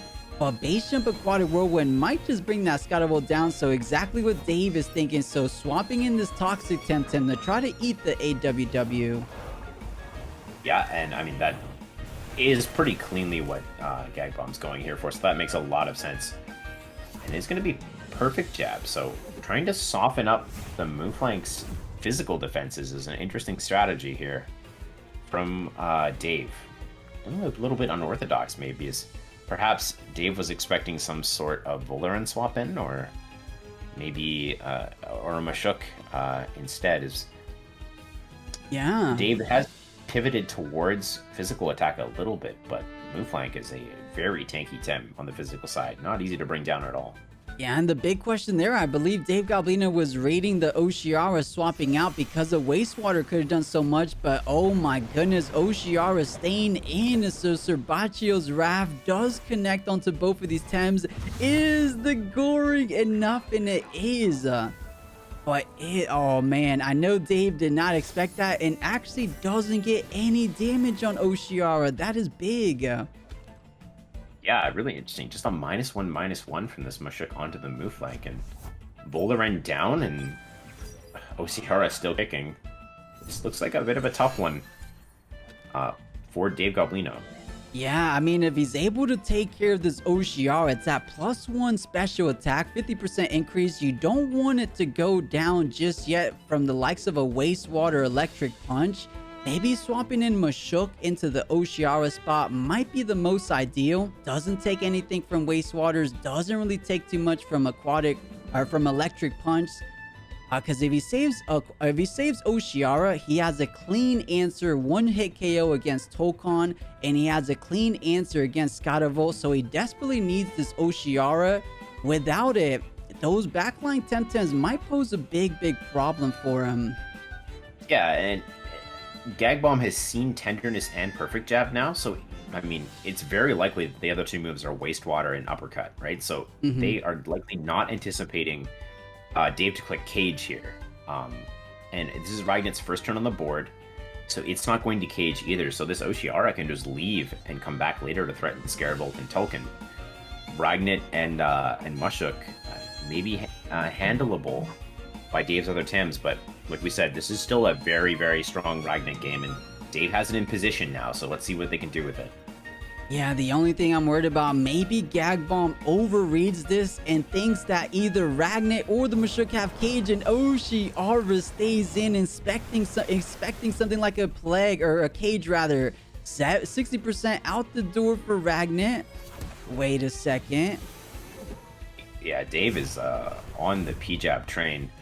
Gagbom likely expecting Dave's Ragnet to be a normal Ragnet, but as you can see, it's very, very tanky, able to take the double very easily. On the other hand, though, geez, when you look at how much damage the Ragnet's taken and the +1 speed on the move flank, that OCR definitely did some work against Dave's team. A whole lot of work. I'm just a little bit scared about that 𝗧𝗵𝗶 now. I mean, maybe Wastewaters could try to chip away at it, which is what Gagbom's thinking about. But okay, you know, that -1 attack on the move flank from the Tenderness might have just saved the Ragnet, but even without it, I just don't think, as you said, that tanky Ragnet would have gone down. From a +1 special attack OCR, it only did 60%, and oh, here's the cage. So Gagbom wasn't wrong of trying to read the cage. And just one turn later... Yeah, and the Goring will take down the Ragnet, which means that Dave will be able to bring in a Tem to counteract these two Tems, and they'll be locked in. It's not the greatest to play because there's no mental damage to hit the move flank, but they do have this wind damage coming out from the Tulkun, and it's going to be really hard for 𝗏𝗂𝗃 to get away from that. Well, I mean, it's impossible for 𝗏𝗃𝗃 to get away from that, so this 𝗏𝗃𝗃 is eating Wind Burst in the mouth, and there's not a lot I can do about it. Yeah, absolutely. It's such a great play for Dave, trying to make a comeback here. So caging on his way out. Now the move flank and 𝗏𝗃𝗃 are trapped with nowhere to go, making this line of play much more straightforward. Wastewater still goes first, though, connecting quite handily. And not too much. I mean, as we keep saying, this Tokon rather bulky. That's a tireless 𝗏𝗃𝗃. I was pretty sure we were never going to see those after the patch that changed how tireless works. But that being a tireless 𝗏𝗃𝗃 actually kind of matters quite a bit here, because it doesn't overexert itself to keep putting out damage, and that's really what Gagbom needs at this point, is for 𝗏𝗃𝗃 to just keep swinging, forcing Dave to throw that tornado at it to make it go away. We are seeing the long-term benefits of this perfect jab and tenderness, though, as move flank not nearly as powerful a threat as normal. And you can see Dave slowly playing towards this endgame where he can get 𝗧𝗵𝗆 up against Tulkun and Volarend, feeling like maybe the 𝗧𝗵𝗆 has enough with 70% from the baton pass to take that matchup. So we're going to have to see how it works out. Yeah, I mean, it virtually almost one-shots both of those Temtems. So if you put those 2v1, I think 𝗧𝗵𝗆 will be walking away from that battle in success. But let's see. I mean, Tokon now has a tornado. So Gagbom trying to read that tornado coming into the 𝗏𝗃𝗃, does decide to swap in the Tokon to try to eat that up. Does Dave read it and maybe tornado the move flank instead? Dave is definitely in the position where they maybe have to make a read here. What's the play? Move flank goes for the Goring. This is going to overexert the move flank. The tornado, no, they do anticipate 𝗏𝗃𝗃 staying in. So that's going to be a good defensive read there from Gagbom. Move flank speed's going up, but it is now overexerted. And maybe not such a bad play from Dave, right? Because now T-Strike, no Tem can really come into that. This Tulkun is going to take the T-Strike, whether it likes it or not. Yeah. Tulkun going for the tornado. Oh, and it does get the kill. Interesting enough, you would never think a tornado could do enough, but this just might be a double kill. Electric Storm. Oh my goodness. 𝗧𝗵𝗆, such a tank, such a powerhouse of a Temtem, getting that big old double kill. And let's see what Gagbom has left in the back line. 𝗏𝗃𝗃 Vola versus 𝗧𝗵𝗆 𝗏𝗃𝗃 is decently close, but 𝗧𝗵𝗆 at +1 defense and just +1 special attack, I feel like he has a slight edge. Unless we're missing something here. It is a tireless 𝗏𝗃𝗃. I believe it already got +1 attack, or maybe it didn't. Oh, it does. +1 attack, yeah. But like you said, it might just not be enough, and this is kind of a tough spot for the Volarend, right? Because Gagbom is counting on that wind damage to bring down this 𝗏𝗃𝗃. But that means it can't build up the anaerobic stacks, which means that T-Strike E-Storm likely finishes it off. And so Gagbom can, or Dave Goblino can throw that move. No, but he does go for the Nox Bomb. Oh, he's going for the Hail Mary play. Plus one attack, is it enough? Not even close. Still chilling at that 32%. Let's see how Volt wants to reciprocate the favor. Just a nice little tenderness in case the Volan survives. But oh, Dave decides to go after the Mashuk. Such a beautiful play for Dave Goblino. I think this 100% solidifies his victory. It is a little bit interesting. So now we see that the Volarend is actually aerobic, not anaerobic, because it didn't get the anaerobic buff off on the Noxious Bomb. This is an aerobic Volarend on Gagbom's side. That means that Feather Gatling Hyperkinetic Strike can finish off the Mushuk. But the Electric Storm is going to be coming into Vola. So this is Noxious Bomb. Hits 𝗧𝗵𝗵𝗶𝗴, and it lives. 19.5%. That likely means that 𝗧𝗵𝗵𝗶𝗴 can't live another one. Magma Cannon! Hello! Yeah, hello indeed. Just those 3 ticks of Ember right there. I believe collectively adds up to what, like 18% or so? But geez, the uppercut after the P-jab should be more than enough. 𝗧𝗵𝗵𝗶𝗴 can't even do it. Mashuk will do the remaining, so it didn't even leave it to the hands of the 𝗧𝗵𝗵𝗶𝗴. Mashuk ended up winning the game. Or looks to be winning. Really like the positioning that Dave Goblino set up in that mid game. They were lower on Tems, a bit behind in tempo, but they knew what they had to do to set up the right win condition in the late game, and 𝗧𝗵𝗵𝗶𝗴, once again, just an all-star. Very interesting team from Gagbom, I gotta say. The physical, the Feather Gatling coming from the Tulkun there with the Mimit plays, an aerobic Volarend in the month of our Lord, May 2021. Don't see that very often, but good games to both players. Yeah, GG.